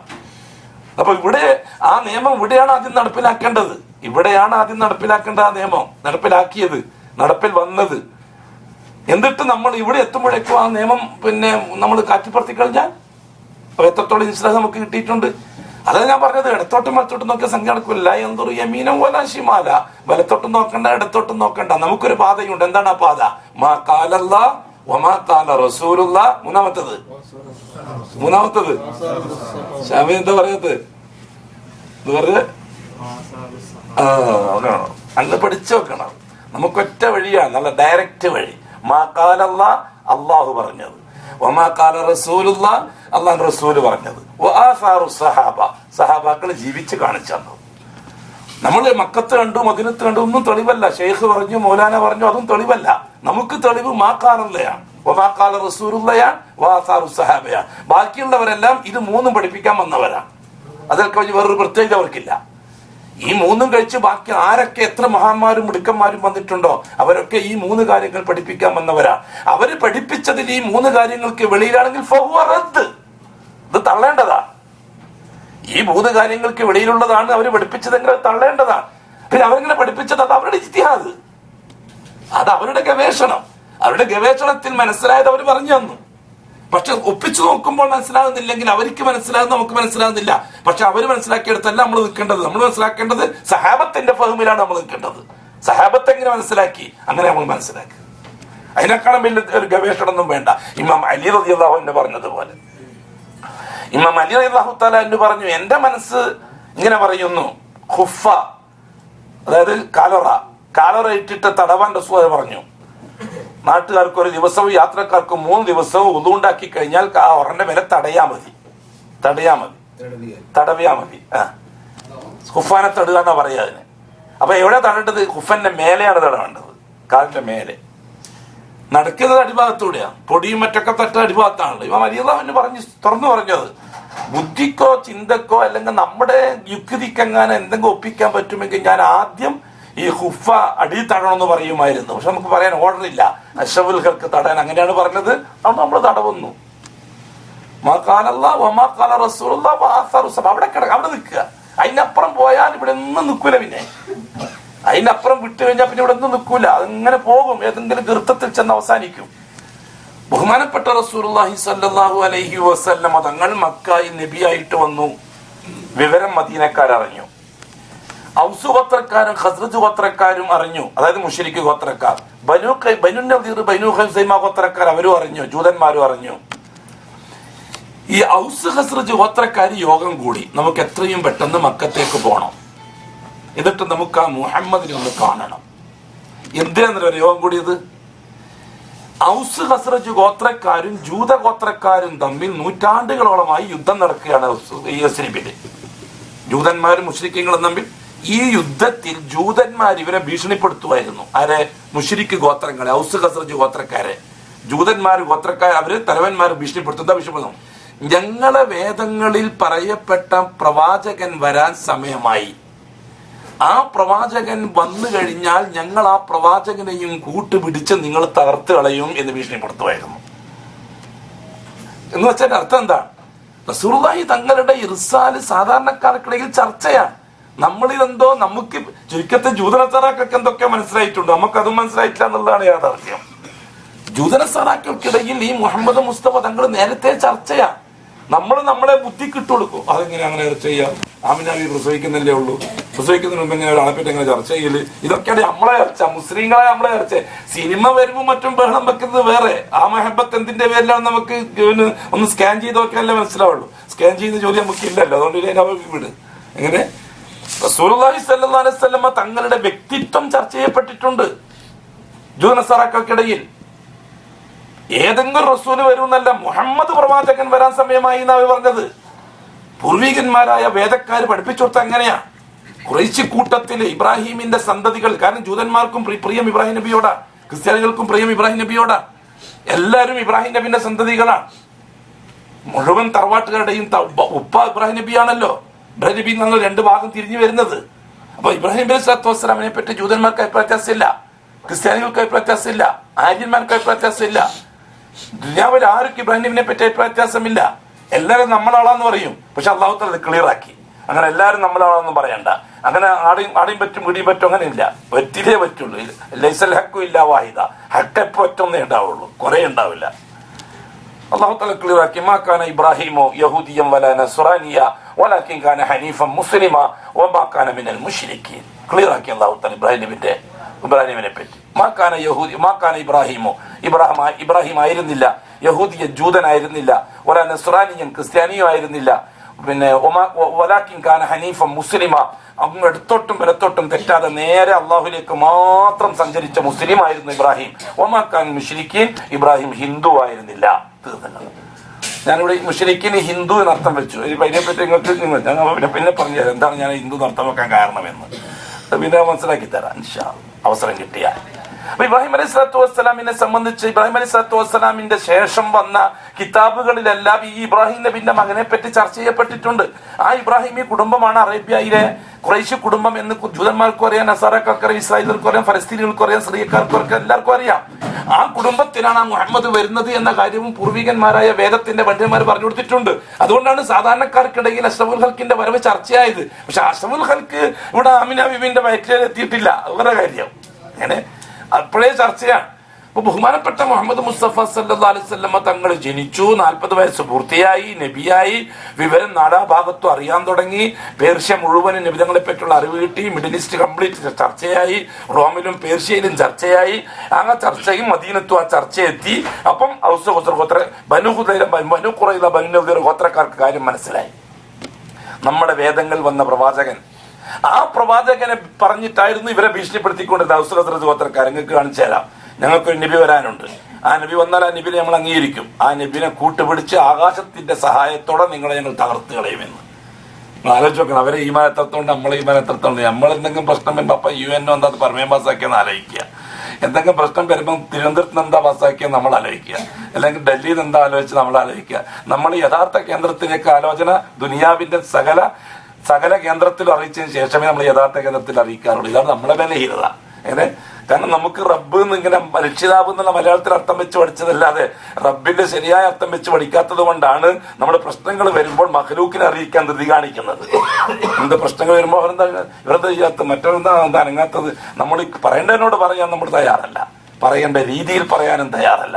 എന്തുകൊണ്ടാണത്? നമുക്കിന് യോഗ്യതയില്ല, നമ്മൾ ക്വാളിഫൈഡ് അല്ല. ഉടമസ്ഥന്റെ മുമ്പിൽ നിൽക്കാനും ക്വാളിഫിക്കേഷൻ വേണം, മുഹമ്മദ് മുസ്തഫാന്റെ റിസാലത്തിന് അതും ക്വാളിഫിക്കേഷൻ വേണം. ഇത് രണ്ടും ക്വാളിഫൈഡ് അല്ലാത്ത വരുമ്പോൾ പിന്നെ രണ്ടും അല്ലാത്ത ബാത്തിലെ ശക്തിന്റെ പിന്നാലെ പോകാൻ ഗതിയുള്ളൂ. മുസ്ലിം ഉമ്മത്തിന്റെ അവസ്ഥ മാറിയേ പറ്റൂ, അല്ലെങ്കിൽ ഇങ്ങനെ അടിക്കടി പറ്റും. വല്ലാഹി തമ്പുരാനെ തന്നെയാണ് സത്യം. ലോകത്ത് എത്ര ശക്തികൾ ഒരുമിച്ച് കൂടിയാലും ശരി, എത്ര ഭരണകൂടങ്ങൾ ഒരുമിച്ച് കൂടിയാലും ശരി, സാക്ഷാൽ ഇടത്തും വലത്തുമുള്ള മുഴുവൻ ഭരണകൂടങ്ങളും സംയുക്തമായി മുസ്ലിമീങ്ങളെ സഹായിക്കാൻ തയ്യാറായാലും ശരി, ദുനിയാവിൽ അത് നടക്കുകയില്ല. മുസ്ലിം ഉമ്മ അള്ളാഹുവിലേക്കും അള്ളാഹു റസൂലിലേക്കും മടങ്ങിയാലല്ലാതെ ലോകത്ത് ഒരു പ്രശ്നവും പരിഹരിക്കാൻ സമൂഹത്തോട് കഴിയില്ല. ലാ ബിൽ മാലി വലാ ബിൽ മുൽക്ക്. പണം കൊണ്ടും സാധിക്കൂല, അധികാരം കൊണ്ടും സാധിക്കൂല. എന്തുകൊണ്ട്? അത് അള്ളാഹുവിന്റെ കരാറിനെതിരാണ് ആ ഒരു ചിന്താഗതി. അള്ളാഹു തആല പറഞ്ഞത് എന്താണ്? അള്ളാഹു തആല പറഞ്ഞത് വഇദാ അറദിനാ അൻ നുഹ്ലിക ഖറിയ അമർനാ മുത്രഫീഹ ഫഫസഖൂ ഫീഹാ ഫഹഖ അലൈഹൽ ഖൗൽ ഫദമ്മർനാഹാ തദ്മീറാ. അല്ലാഹു അക്ബർ. വല്ലാത്ത വാക്കാണ് ഇത്. അള്ളാഹു നമ്മളോട് പറഞ്ഞ വാക്കാണ്. നമുക്കിത് പാരായണം ചെയ്ത് തീർക്കാനുള്ളതാണ്. അങ്ങനെ നമ്മളിത് ബർക്കത്തിന് വേണ്ടിയിട്ട് പിഴായിന്റെ പലകിൽ എഴുതിട്ട് മോന്താത്തിന്റെ കെട്ടി തൂക്കും. എന്താ പറയുക? ശൈത്താൻ കയറടയ്ക്കാൻ വേണ്ടിയിട്ട്. അൽബക്കറ സൂറത്ത് വീട്ടിൽ പാരായണം ചെയ്യുക, ശൈത്താൻ കയറൂല അള്ളാഹു റസൂല് പറഞ്ഞു. നമുക്കാരോ പറഞ്ഞു അന്നു അൽബക്ര സൂറത്ത് പിലാവിന്റെ പലകയിൽ എഴുതിയിട്ട് മോന്താത്തമ്മ കെട്ടി തൂക്കിയാൽ പക്ഷേ ശൈത്താൻ കയറൂല. അങ്ങനെ പഴയ തറവാട്ടിന്റെ പോയാൽ കാണാം മോന്താത്തിന്റെ മേലെ പലക തൂക്കുന്ന കാണാം. ആ പലകയിൽ എഴുതി തന്നിട്ടവരൊക്കെ അൽബക്ര സൂറത്ത്. ഇതാണ് നമ്മളെ പരിപാടി. ഇങ്ങനെ എളുപ്പത്തിൽ കാര്യങ്ങൾ നേടാൻ നാം മടങ്ങാൻ നാം എന്ത് അതൊന്നും പറഞ്ഞുകൊണ്ടിരിക്കാതിരിക്കാൻ അല്പം നേടാം. അള്ളാഹു തആല പറഞ്ഞ വിഷയം എന്താണ്? ഞാൻ ഉദ്ദേശിച്ചാൽ, അർത്ഥം വെച്ചാൽ അന്നുഹ്ലിക ഖറിയ, ഒരു നാട്ടിനെ നശിപ്പിച്ചു കളയാൻ ഞാൻ ഉദ്ദേശിച്ചാൽ, അള്ളാഹ് പറയാൻ ഇന്ത്യയോ അല്ല, അമർനാ മുത്രഫീഹ, ആ രാജ്യത്തിന്റെ അധികാരം ആ നാട്ടിലെ സുഖലോലുപന്മാരുടെ കയ്യിൽ ഞാൻ നൽകുന്നതാണ്. മുത്രഫ് എന്ന് പറഞ്ഞാൽ സുഖലോലുപന്മാർ, അധികാരവും പണവും ഉപയോഗിച്ച് അമിതമായി സുഖിച്ച് ജീവിക്കുന്നവർ, അവർക്കാണ് മുത്രഫ് എന്ന് പറയുക. അല്ലാഹു തആല പറഞ്ഞു ഒരു രാജ്യത്തെ തകർത്ത് കളയാൻ ഞാൻ ഉദ്ദേശിച്ചു കഴിഞ്ഞാൽ ആ രാജ്യത്തിന്റെ അധികാരി എന്നാ പറഞ്ഞത്. സാധാരണക്കാരന്റെ കഥയല്ല പറഞ്ഞത്, ഭരണകൂടത്തിന്റെ കഥയാ പറഞ്ഞത്. ആ രാജ്യത്തിലെ ഏറ്റവും ദുഷിച്ചൊരു വിഭാഗത്തിന്റെ കയ്യിൽ ആ രാജ്യത്തിന്റെ അധികാരം ഞാൻ നൽകും. എന്നിട്ട് ഫഫസഖൂ ഫീഹാ, സംഘടനകൾ നോക്കിക്കോ, നമ്മൾ ഉദ്ദേശിച്ചത് നോക്കൂല. സംഘടനകൾ നശിക്കുന്നത് എപ്പോഴാണ്? തലപ്പത്തുള്ളവർ ഫാസിക്കീങ്ങളാകുമ്പോഴാണ്. സാധാരണക്കാരന്റെ കുഴപ്പമല്ലത്. സാധാരണക്കാർ അല്ലാഹു തആല ഒരു പ്രസ്ഥാനത്തെ നശിപ്പിച്ചു കളയാൻ ഉദ്ദേശിച്ചാൽ, അല്ലെങ്കിൽ തകർത്ത് കളയാൻ ഉദ്ദേശിച്ചാൽ, അല്ലെങ്കിൽ പരീക്ഷിക്കാൻ ഉദ്ദേശിച്ചാൽ അല്ലാഹു തആല എന്ത് ചെയ്യും? ആ പ്രസ്ഥാനത്തിന്റെ തലപ്പത്ത് സുഖലോലുപന്മാരെ കൊണ്ട് വരുത്തും. റിയൽ എസ്റ്റേറ്റ് ലോബിയും വൻകിട വ്യവസായികളും ദീനിന്റെ തലപ്പത്ത് വരുമ്പോൾ അവര് ഇസ്ലാമിനെ ഉപയോഗിച്ച് സുഖിച്ച് ജീവിക്കാൻ തുടങ്ങും. അല്ലാഹു സുബ്ഹാനഹു വ തആല നടപടിയെടുക്കും. ഞാൻ പറഞ്ഞല്ലോ നേരത്തെ, അല്ലാഹു തആല വളരെ കൃത്യമായി തീരുമാനിച്ച പ്രോഗ്രാം അനുസരിച്ചാണ് കാര്യങ്ങൾ നടന്നുകൊണ്ടിരിക്കുന്നത്. നമ്മൾ ഉദ്ദേശിക്കുന്നത് യാദൃച്ഛികമായിട്ടാണ്. യാദൃച്ഛികമല്ല. അപ്പൊ അതിലുള്ള പോംവഴി നമ്മൾ കാണണം ഇരുന്നിട്ട്. എന്താണ് പോംവഴി? അല്ലാഹു തആല ഒരു രാജ്യത്തെ തകർക്കാൻ ഉദ്ദേശിച്ചാൽ അല്ലാഹു തആല പറഞ്ഞു ആ രാജ്യത്തിന്റെ സുഖലോലുപന്മാരെ കയ്യിലേക്ക് ആ രാജ്യത്തിന്റെ അധികാരം വരും. ഫഫസഖൂ ഫീഹാ, അങ്ങനെ അധികാരം ഉപയോഗിച്ച ആ രാജ്യത്ത് അവർ സുഖലോലുപരായി കഴിഞ്ഞുകൂടും. ഫഫസഖൂ ഫീഹാ, സകല ഫിസ്ക് തരവും അവരുടെ കാര്യത്തിൽ വരും. ഫഹഖ അലൈഹൽ ഖൗൽ, അങ്ങനെ ആ രാജ്യത്തിന്റെ മേൽ നമ്മുടെ നടപടി നാം പൂർത്തിയാക്കും. അങ്ങനെ ആ രാജ്യത്തിന്റെ മേൽ നമ്മുടെ നടപടി പൂർത്തിയാക്കും. ഫദമ്മർനാഹാ തദ്മീറാ, ആ രാജ്യത്തെ ഞാൻ തകിട് പൊടിയാക്കി കളയുന്നു പറഞ്ഞു അല്ലാഹു തആല. ദമ്മറ എന്ന് പറഞ്ഞാൽ തകിട് പൊടിയാക്കുക എന്നർത്ഥം. ആ രാജ്യത്തെ ഞാൻ തകിട് പൊടിയാക്കി കളയുന്നു അല്ലാഹു തആല. എന്നിട്ട് സുമ്മ ബുഇസു അലാ അഅ്മാലിഹിം, ആ രാജ്യത്തിൽ നല്ല ജനങ്ങൾ ഉണ്ടാകും. അവര് ചിലപ്പോൾ ഇതൊക്കെ അനുഭവിച്ചിട്ടുണ്ടാകും. കുറെ ആൾ മരിച്ചിട്ടുണ്ടാകും. നല്ല ജനങ്ങൾ ഉണ്ടാകും. അവരെ വെച്ചുകൊണ്ടൊരു പുനരുദ്ധാരണം ഞാൻ നൽകും എന്ന് പറഞ്ഞു റസൂലുള്ളാഹി തങ്ങൾ അല്ലാഹുവിനെ പറ്റി. ഇദാ അൻസലല്ലാഹു ബിഖൗമിൻ അദാബാ അസ്വാബൽ അദാബു മൻ കാന ഫീഹിം സുമ്മ ബുഇസു അലാ അഅ്മാലിഹിം. അല്ലാഹു റസൂൽ പറഞ്ഞു ഇദാ അൻസലല്ലാഹു ബിഖൗമിൻ അദാബാ, ഒരു രാജ്യത്ത് അല്ലാഹു എന്തെങ്കിലും ശിക്ഷ ഇറക്കാൻ തീരുമാനിച്ചാൽ അസ്വാബൽ അദാബു മൻ കാന ഫീഹിം, ആ നാട്ടിലുള്ള ഔലിയാക്കളും കൂടി ആ ശിക്ഷയ്ക്ക് ഭാഗമാക്കാണ്ടി വരും. ആരും അല്ലാഹു തആല വിടൂല. എല്ലാവർക്കും ആ ശിക്ഷ ബാധിക്കുള്ളൂ. നമ്മൾ പറയുമല്ലോ അന്നത്തെ നല്ല മനുഷ്യനാണ്, അദ്ദേഹത്തിനും ബാധിച്ചല്ലോ, ഇത് എത്ര മനുഷ്യനാണ്, ഇത് ബാധിച്ചല്ലോ. ഒന്നുമില്ല. അസ്വാബൽ അദാബു മൻ കാന ഫീഹിം, ആ രാജ്യത്തുള്ള മുഴുവൻ ആൾക്കാർക്കും അത് ബാധകമായിരിക്കും. അങ്ങനെ അള്ളാഹ് ഉദ്ദേശിച്ച കാര്യം നടപ്പിലായി കഴിഞ്ഞാൽ പിന്നീടുള്ള പുനരുദ്ധാരണം, ചിലപ്പോൾ ഒരാൾ മരിച്ചിട്ടുണ്ടാവും, ചിലപ്പോൾ ജീവിച്ചിരിക്കുന്നുണ്ടാകും. അത് അവരുടെ അമലുസാലിഹാത്തിന്റെ പരിഗണന വെച്ചായിരിക്കും പുനരുദ്ധാരണം ഉണ്ടാകുക എന്ന് പറഞ്ഞു. ഇവിടെ ജൂതന്മാരായ സമൂഹം ഈ രീതിയിൽ മുഹമ്മദ് മുസ്തഫ തങ്ങളെ സംബന്ധിച്ചുള്ള ചർച്ച സജീവമാണ്. നാട്ടുകാർക്കിടയിൽ, ആണുങ്ങൾക്കും പെണ്ണുങ്ങൾക്കിടയിൽ അടുക്കള ചർച്ചയാണ്. ഒരു മുഹമ്മദ് വരുന്നുണ്ട്. വന്ന് കിട്ടി നോക്കുമ്പോൾ നമുക്ക് ആ മുഹമ്മദ് തീരെ വിലയല്ല. ഇങ്ങനെ എല്ലാവരും ആദിച്ചതാണ്. വന്ന് കിട്ടി നോക്കുമ്പോൾ നമുക്ക് തീരെ താങ്ങാൻ കഴിയുന്നില്ല. റസൂലുള്ളാഹി തങ്ങൾ അങ്ങനെ പറഞ്ഞല്ലോ, റസൂലുള്ളാഹി ഇങ്ങനെ പറഞ്ഞു കഴിഞ്ഞല്ലോ, അങ്ങനെ പറഞ്ഞിരുന്നെങ്കിൽ ഇത്ര നന്നായിരുന്നേനെ, ഇങ്ങനെ പറഞ്ഞെങ്കിൽ ഇത്ര നന്നായിരുന്നേനെ. ഇപ്പൊ എല്ലാം റസൂലുള്ളാഹി തങ്ങളെ പേരടിക്കും. ആരാ ഏറ്റവും കൂടുതൽ റസൂലുള്ളാഹി തങ്ങളെ കുറ്റപ്പെടുത്തുന്നത്? മുസ്ലിമീങ്ങൾ. ജൂതന്മാർ നസാറാക്കൾ എഴുത്തിനും വായിൽ അവസാനിച്ചു.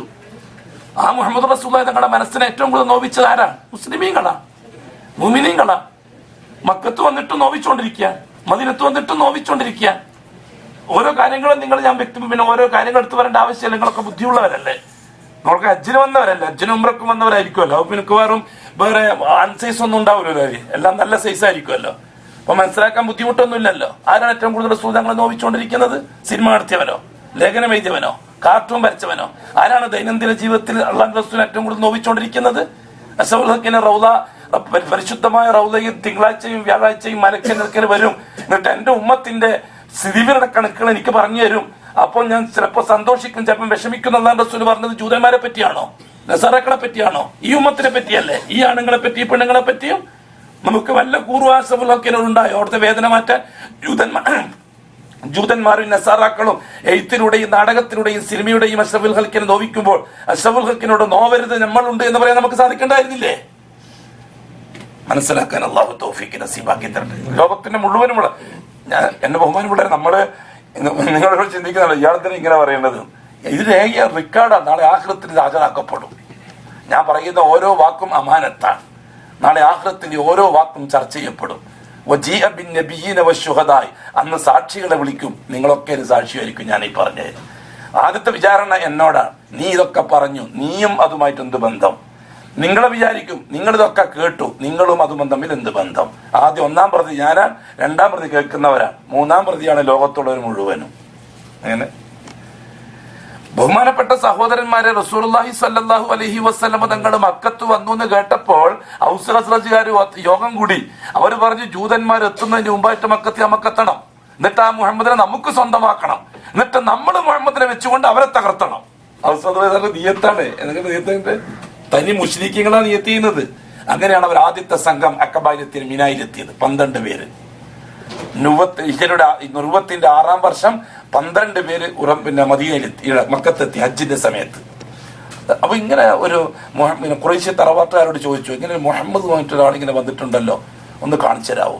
അങ്ങനെ റസൂലുള്ളാഹി സ്വല്ലല്ലാഹു അലൈഹി വസല്ലം ഞങ്ങളെ കാണിച്ചു കൊടുക്കുന്നവർക്ക്, ഈ 12 പേർക്ക്, അങ്ങനെ രണ്ടും ഞങ്ങളെ മദീനത്തൊന്ന് വരികയാണ്. ഇങ്ങനെ കേട്ടു, ഞങ്ങൾക്ക് വിശ്വസിക്കണം.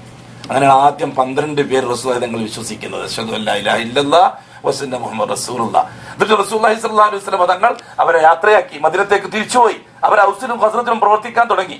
അത് കഴിഞ്ഞ് പിറ്റേത്തെ കൊല്ലത്തെ ഹജ്ജിന് ഏതാണ്ട് 100 ചില്ലാൻ ആൾക്കാർ വന്നൊരു അഭിപ്രായത്തിൽ, ഇതേ ഗോത്രത്തിൽ നിന്ന്. എന്നിട്ട് അവർ പറഞ്ഞു, യാ റസൂലല്ലാഹ്, നിങ്ങൾ ഞങ്ങളുടെ നാട്ടിലേക്ക് വരണം, ഞങ്ങൾ എല്ലാ സൗകര്യങ്ങളൊക്കെ ചെയ്തു തരാം, എന്ത് വേണമെങ്കിലും ഞങ്ങൾ ചെയ്യാം, ഞങ്ങൾ ബയ്യത്ത് ചെയ്യുന്നു, എന്ത് വേണമെങ്കിലും.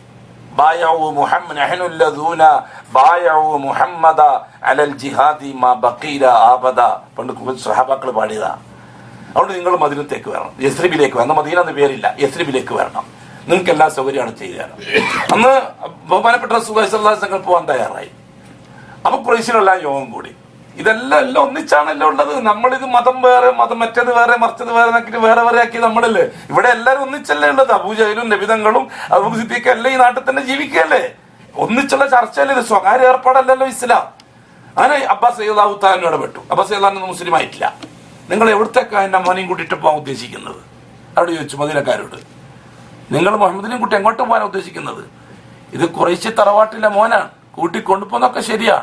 എന്റെ മുഹമ്മദിന് എങ്ങനെ എന്തെങ്കിലും പറ്റിയാൽ, അന്ന് ആരാണ് അബ്ബാസ്? ഇസ്ലാമിന്റെ ശത്രുവാ. പക്ഷെ മുഹമ്മദ് ഈ കാര്യത്തിൽ അഷ്റഫുൽ ഹഖിന്റെ വ്യക്തിത്വത്തിൽ ഖുറൈശികൾക്ക് അഭിപ്രായ വ്യത്യാസമില്ല. നബിതങ്ങൾ നമ്മൾ പറഞ്ഞുകൊണ്ടിരിക്കുന്ന വിഷയം മുഹമ്മദ് റസൂലുള്ളാഹിയാണ്. അത് ഇങ്ങനെ നീണ്ടുപോകും. മുഹമ്മദ് റസൂലുള്ളാഹിയുടെ വ്യക്തിത്വത്തിൽ ഖുറൈശികൾക്ക് അഭിപ്രായ വ്യത്യാസമില്ല. അതുകൊണ്ടാണല്ലോ പൈസ സൂക്ഷിക്കാൻ നബിതങ്ങൾ എടുത്തു കൊടുത്തത്. അബൂ ലഹബ് അടക്കം പൈസ സൂക്ഷിക്കാൻ അടുത്താ കൊടുക്കല്. ഈ പ്രശ്നം നടക്കുമ്പോഴും പൈസ അടുത്താ ഉള്ളത്, നബിതങ്ങൾ അടുത്താണുള്ളത് ഖുറൈശിക്കാരുടെ പൈസ. അതുകൊണ്ടാണല്ലോ സഹോദരന്മാരെ, ഹിജ്റ പോകുന്ന സമയത്ത് റസൂലുള്ളാഹി തങ്ങൾ ദാറുൽ അർക്കമിന്റെ വീട്ടിൽ കഴിഞ്ഞുകൂടിയല്ലേ, രാത്രി സ്ഥലം വിടുകയല്ലേ. അങ്ങനെ ലിസ്റ്റും പൈസയും അലി അള്ളാഹുവിനെ ഏൽപ്പിക്കുകയല്ലേ രാത്രി, ലിസ്റ്റും പൈസയും. മോനെ അലി, ഞാൻ പൈസയും കൊണ്ട് താഴെ വിട്ടു എന്ന് പറയേണ്ട ആൾക്കാർ ഇന്നാക്കി ഇത്ര പൈസ, ഇന്നാക്കി ഇത്ര പൈസ ഇത് കൊടുത്തേക്കണം എന്ന് വെച്ച് ഏൽപ്പിച്ചിട്ടാണ് പോകുന്നത്. അതിന്റെ അർത്ഥം എന്താ? 13 കൊല്ലം നബിയായിരിക്കുമ്പോഴും പൈസ നബിതങ്ങൾ എടുത്താലുള്ളതല്ലേ മനസ്സിലാകുന്നത്. നമ്മുടെ ചരിത്രത്തിൽ നിന്ന് ഇത് കാര്യം ഉൾക്കൊള്ളാത്തത് എന്താ? 13ാമത്തെ കൊല്ലയിലായിരുന്നു ഹിജ്റ പോകുന്നത്. അപ്പൊ നബിതങ്ങൾക്ക് നൂബത്ത് കിട്ടിയിട്ട് ഈ പ്രശ്നങ്ങൾ മുഴുവൻ ഉണ്ടാവുമ്പോഴും ഇവര് ഖുറൈശികൾ പ്രമാണിമാർ കാശ് സൂക്ഷിക്കാൻ വേണ്ടി നബിതങ്ങളെ ഏൽപ്പിക്കുന്നല്ലേ മനസ്സിലാകുന്നത്. അതിനർത്ഥം അഷ്റഫുൽ ഖൽക്കിന്റെ വ്യക്തിത്വത്തിൽ ഖുറൈശി കൂട്ടത്തിന് അഭിപ്രായ വ്യത്യാസമില്ല, ലോകത്തിന് ആർക്കും അഭിപ്രായ വ്യത്യാസമില്ല. പിന്നെ ഇടക്കിടക്ക് കാണുന്ന സിനിമയും ഇടക്കിടക്ക് ലേഖനം അത് ജൂതന്മാരുടെ തന്ത്രമാണ്. എന്തിന്? അഭിപ്രായ വ്യത്യാസമില്ലാത്തൊരു വ്യക്തിക്ക് അഭിപ്രായ വ്യത്യാസം ഉണ്ടാക്കിയെടുക്കാനുള്ള പഴയ ഓറിയന്റലിസ്റ്റ് തന്ത്രം ഇപ്പോഴും പയറ്റിക്കൊണ്ടിരിക്കുകയാണ്. അത് ദിവസം കഴിയുമ്പോൾ അതങ്ങ് തേഞ്ഞു മാഞ്ഞ് തിരിച്ചടിയാവും. പിന്നെ ഈ സിനിമ കണ്ടവരെല്ലാം എന്നാ മുഹമ്മദിനൊന്ന് പഠിക്കണമല്ലോ എന്നാവും. സംഗതി അങ്ങനെയാ. ഇത് കണ്ടവരെല്ലാം എന്നാ മുഹമ്മദിനൊന്ന് പഠിക്കണമല്ലോ, ജൂതന്മാരായാലും നസാറാക്കളായാലും എന്നാ ഈ മുഹമ്മദിനൊന്ന് പഠിക്കണം. നെറ്റിൽ കയറിയ മുഹമ്മദിനെ പിടിക്കാൻ ബുദ്ധിമുട്ടൊന്നുമില്ല. പിന്നെതാ വരുന്ന ആയിരക്കണക്കിന് ആൾക്കാർ ഇസ്ലാമിലേക്ക് കണ്ടോളൂ ഇൻഷാ അല്ലാഹ്. സിനിമന്റെ പേരിൽ മാത്രം ലക്ഷക്കണക്കിന് അനുയായികൾ അഷ്റഫുൽ ഖൽക്കിന്റെ ഉമ്മത്തിലേക്ക് വരും. അത് അല്ലാഹുവിന്റെ ഒരു തന്ത്രമാണ്, ഹിക്മത്താണ്. വഹുവ ഖൈറുൽ ഹാക്കിമീൻ വഹുവ അഹ്കമുൽ ഹാക്കിമീൻ. സംഭവിച്ച കാര്യങ്ങളിൽ എന്തെല്ലാം സംഭവിച്ചൊന്നും നമ്മളിപ്പോ പറഞ്ഞ സമയങ്ങളില്ലല്ലോ. ഇങ്ങനെ അപ്പൊ റസൂലുള്ളാഹി സ്വല്ലല്ലാഹു അലൈഹി വസല്ലമ തങ്ങൾ അബ്ബാസ് റളിയല്ലാഹു തആല എന്ന് പറഞ്ഞു കൂട്ടിക്കൊണ്ടുപോന്നൊക്കെ ശരിയാ. ഈ ഒരു രോമത്തിന് കുഴപ്പം വന്നാൽ ഔസ് ഖദ്റത്ത് ഗോത്രക്കാരെ തകർത്ത് കളയും ഞങ്ങൾ. എങ്ങനെയുണ്ട്? മുഹമ്മദ് ഇടയ്ക്ക് പോയിട്ട് തൊലയട്ടെ എന്നല്ല ചിന്തിച്ചത് ഖുറൈശി കൂട്ടം, മറിച്ച് കൂട്ടിക്കൊണ്ടുപോകുന്ന ശരിയാണ്. എന്തെങ്കിലും സംഭവിച്ചാൽ ഔസ് ഖദ്റത്ത് ഗോത്രക്കാർ അറിയാമല്ലോ ഖുറൈശി കൂട്ടത്തെ, ഔസ് ഖദ്റത്ത് ഗോത്രത്തെ തകർത്ത് കളയുമെന്ന്. ഇത്രയും പറഞ്ഞപ്പോൾ റസൂലുള്ളാഹി സ്വല്ലല്ലാഹു അലൈഹി വസല്ലം ഞങ്ങളോട് ചോദിച്ചു, അബ്ബാസ് നീ പോകാൻ തയ്യാറാണോ മോനെ? ഞാൻ പോകാൻ തയ്യാറാണ്, എനിക്ക് ഇവരെ വാക്ക് വിശ്വാസമാണ്. അങ്ങനെ റസൂലുള്ളാഹി തങ്ങളെയും കൂട്ടി അവർ പോയി. കരാറുണ്ടാക്കിയിട്ട് അവർ തിരിച്ചുപോയി. പിന്നെ കുറച്ച് ആൾക്കാർ പോയി. റസൂലുള്ളാഹി സ്വല്ലല്ലാഹു അലൈഹി വസല്ലമ തങ്ങൾ ഹിജ്റ പോയി മദീനയിലെത്തി. പിന്നെ സംഭവിച്ചത് എന്താണ്? ഔസ് ഖസ്റജ് ഗോത്ര തലവന്മാരുടെ നേതൃത്വത്തിൽ, മുസ്ലിമീങ്ങളുടെ നേതൃത്വത്തിൽ ജൂതന്മാരെ ആ നാട്ടിൽ നിന്ന് പറഞ്ഞേക്കുന്ന കഥയാണ് പിന്നെ നമ്മൾ കാണുന്നത്. പിന്നെ ഒരൊറ്റ ജൂതനും ഈ നാട്ടിൽ താമസിക്കാൻ പാടില്ല എന്നുള്ള പ്രഖ്യാപനം വന്നു റസൂലുള്ളാഹി തങ്ങളുടെ. അവസാനത്തെ ജൂതനും മദീനയുടെ അതിർത്തിക്ക് അപ്പുറത്തേക്ക് താമസം മാറ്റി. സംഭവിച്ചില്ലേ? ഇത് എത്ര സുന്ദരമായ ചർച്ചയാണ് ഇത്. ഞാൻ പറയുന്നത് നമുക്ക് അള്ളാഹിനെ പറ്റി അള്ളാഹ് റസൂലിനെ പറ്റിയും ചർച്ച ചെയ്യും ഏതോ മന്ത്രവാദ ചർച്ച നടത്തുമ്പോൾ നമുക്ക് തോന്നുന്നത് ഇങ്ങനെ ഏതോ ഒരു അഭൗതിക കാര്യം പറയുന്ന രാഗത്തോടെയാണ് അള്ളാഹിനെ കേൾക്കുന്നത്. അത് പറ്റൂല എന്ന് ഞാൻ പറയണത്. നമ്മുടെ ദൈനംദിന ജീവിതത്തിൽ അള്ളാഹുവിനെ ഇടപെടിപ്പിക്കാൻ നമുക്ക് കാണണം വളരെ ലാഘവത്തോടെ. മറിയം അലൈഹിസ്സലാത്തു വസ്സലാം മെഹ്റാബിൽ പണം കിട്ടിയപ്പോൾ ഇതെന്റെ അള്ളാഹ് കൊണ്ടു തന്നതാണ് എന്ന് എത്ര ലാഘവത്തോടെ പറഞ്ഞോ അത്രയും ലാഘവത്തോടെ നമ്മുടെ ദൈനംദിന വിഷയത്തിൽ നമ്മൾ അള്ളാഹിനെ കാണണം. എനിക്ക് പിന്നെ ഈ മനതർത്ഥാനുള്ളത് അള്ളാഹുണ്ട് അംഗീകരിക്കുക, എന്നിട്ട് മറ്റുള്ള കാര്യങ്ങളൊക്കെ മറ്റു രീതിയിൽ നടക്കുക. അത് പറ്റില്ല. മുഹമ്മദുർ റസൂലുള്ളാഹ് അതിന് ബലമാണ്. റസൂലുള്ളാഹി സ്വല്ലല്ലാഹു അലൈഹി വസല്ലമ തങ്ങൾ അവിടുത്തെ ജന്മം മുതൽ ഇങ്ങോട്ട് അല്ലാഹു തആല ഖിയാമത്ത് നാൾ വരെ നിലനിർത്താൻ പാകമുള്ള ഒരു റിസാലത്തിന്റെ സാഹിബായി അഷ്റഫുൽ ഖൽക്കിനെ വളർത്തിക്കൊണ്ടുവരികയാണ്. ആ റസൂലുള്ളാഹി തങ്ങളുടെ റിസാലത്തിലാണ് നമ്മൾ ഷഹാദത്ത് ചെയ്തിരിക്കുന്നത്. അഷ്ഹദു അന്ന മുഹമ്മദൻ റസൂലുള്ളാഹ്. 2 ഷഹാദത്താണ്. ഒന്നാമത്തെ ഷഹാദത്ത് അള്ളാന്റെ വഹദാനിയത്തിലുള്ള ഷഹാദത്താണ്. രണ്ടാമത്തെ ഷഹാദത്ത് പ്രവാചകന്റെ റിസാലത്തിലുള്ള ഷഹാദത്താണ്. അഷ്ഹദു അല്ലാ ഇലാഹ ഇല്ലല്ലാഹ്. ഏതാണ് ഷഹാദത്ത്? അള്ളാന്റെ വഹദാനിയത്തിൽ അംഗീകരിച്ചുള്ള ഷഹാദത്താണ്. ഞാൻ അംഗീകരിക്കുന്നു. അഷ്ഹദു, ഞാൻ അംഗീകരിക്കുന്നു, ഞാൻ സാക്ഷിയാണ്. എന്തിന്റെ സാക്ഷി? ലാ ഇലാഹ ഇല്ലല്ലാഹന്റെ സാക്ഷി. അള്ളാഹു അല്ലാതെ ഒന്നിനും വേറെയില്ല. ഇത് പറയുകയും ചെയ്യും. എന്നിട്ട് ഇരിഞ്ഞു കഴിഞ്ഞാൽ കാലിനൊരു മുള്ളു അറച്ചാൽ അള്ളാഹു അല്ലാത്തവരെ സമീപിക്കുകയും ചെയ്യും. എങ്ങനെയുണ്ട് ഷഹാദത്ത്? അതിനാണ് കള്ളസാക്ഷി എന്ന് പറയുന്നത്. ഷഹാദത്തു സൂർ, കള്ളസാക്ഷ്യം. ഷഹാദത്തു സിദ്ഖിൻ വ ഷഹാദത്തു കദിബിൻ. സാക്ഷിത്വം 2 തരത്തിലാണ്. ഒന്ന് സത്യത്തിന്റെ സാക്ഷ്യം, മറ്റേത് കള്ളത്തരത്തിന്റെ സാക്ഷ്യം. അല്ലാഹു തആല വിഷയങ്ങളുടെ മുമ്പിൽ കൊണ്ടുവന്നിട്ട് തരും. ശൈത്താനെയും ജിന്നിനെയും ദൈവത്തെയും ദേവിനെയും ഭഗവാനെയും ഭഗവതിനെയും ഷെയ്ഖിനെയും വലിയനെയും എല്ലാം മുമ്പിൽ ഇട്ട് തരും. എന്നിട്ട് അല്ലാഹു സുബ്ഹാനഹു വ തആല നമ്മുടെ ആവശ്യങ്ങളെ അവരുമായിട്ട് കണക്ട് ചെയ്യുകയും ചെയ്യും. എന്നിട്ട് അല്ലാഹു തആല ആവശ്യം പൂർത്തിയാക്കി തരും. എന്നിട്ട് അല്ലാഹു തആല നോക്കുന്ന എന്താണ്? ഇവൻ ലാ ഇലാഹ ഇല്ലല്ലഹിൽ ഷഹാദത്ത് പറഞ്ഞവനാണ്. ആവശ്യം നടന്നത് ആ വസ്തുവിലൂടെയാണെന്ന് കണ്ടപ്പോൾ അവൻ എന്നെ വിട്ടിട്ട് ആ വസ്തുവിലേക്ക് പോകുന്നുണ്ടോ? 1. എനിക്ക് പകരം ആ വസ്തുവിനെ ആക്കുന്നുണ്ടോ? 2. എന്റെ കാര്യങ്ങൾ നടക്കാൻ അവൻ ആ വസ്തുവിനെ സഹായിയാക്കുന്നുണ്ടോ? 3. ഞാൻ കാര്യങ്ങൾ അവനിക്ക് നടത്തിക്കൊടുക്കാൻ ആ വസ്തുവിനെ അവൻ ശുപാർശകനാക്കുന്നുണ്ടോ? 4. എന്റെ കാര്യങ്ങൾ നടത്തിക്കൊടുക്കുന്നതിന് ആ വസ്തുവിനെ അവൻ ഇടയ്ക്ക് നിർത്തുന്നുണ്ടോ എന്നിലേക്ക് എത്താൻ? 5. ഇത് അല്ലാഹു 5 നോക്കും. എന്നിട്ട് അവിടെ ഷഹാദത്തിനെ ബോധ്യപ്പെടുത്തണം അല്ലാഹു തആലക്ക്. അപ്പൊ അശ്ഹദു അല്ലാ ഇലാഹ ഇല്ലല്ലാഹ്, ലാ ഇലാഹ ഇല്ലല്ലാഹിലുള്ള ഷഹാദത്താണ് ഒന്നാമത്തെ ഷഹാദത്ത്. ആ ഷഹാദത്തോട് സത്യസന്ധത പുലർത്തേണ്ടത് എങ്ങനെയാ? എന്തേത് വിഷയത്തിലും അള്ളാഹുമായിട്ട് മാത്രം ബന്ധപ്പെടുക, അള്ളാഹു അല്ലാത്തവരിൽ നിന്ന് കർഷം വിടുക. രണ്ടാമത്തെ ഷഹാദത്ത് അശ്ഹദു അന്ന മുഹമ്മദർ റസൂലുള്ളാഹ്. രണ്ടാമത്തെ ഷഹാദത്ത് മുഹമ്മദ് നബിന്റെ റിസാലത്തിലുള്ള ഷഹാദത്താണ്. ഞാൻ വീണ്ടും ഷഹാദത്ത് ചെയ്യുന്നു, സാക്ഷിയാവുന്നു, മുഹമ്മദ് അള്ളാന്റെ റസൂലാണ്. ആദ്യം റസൂലായി നിങ്ങൾ മുഹമ്മദ് എന്ന പാർട്ടിലേക്ക് എത്തിയപ്പോൾ ആ പാർട്ടാണ് സംബന്ധിച്ചത്. എത്ര പറഞ്ഞാലും തീരുകയില്ല. തീരുമോ? എത്ര പറഞ്ഞാലും തീരുക. രണ്ടാമത്തെ പാർട്ട് റസൂലുള്ള എന്ന പാർട്ടാണ്.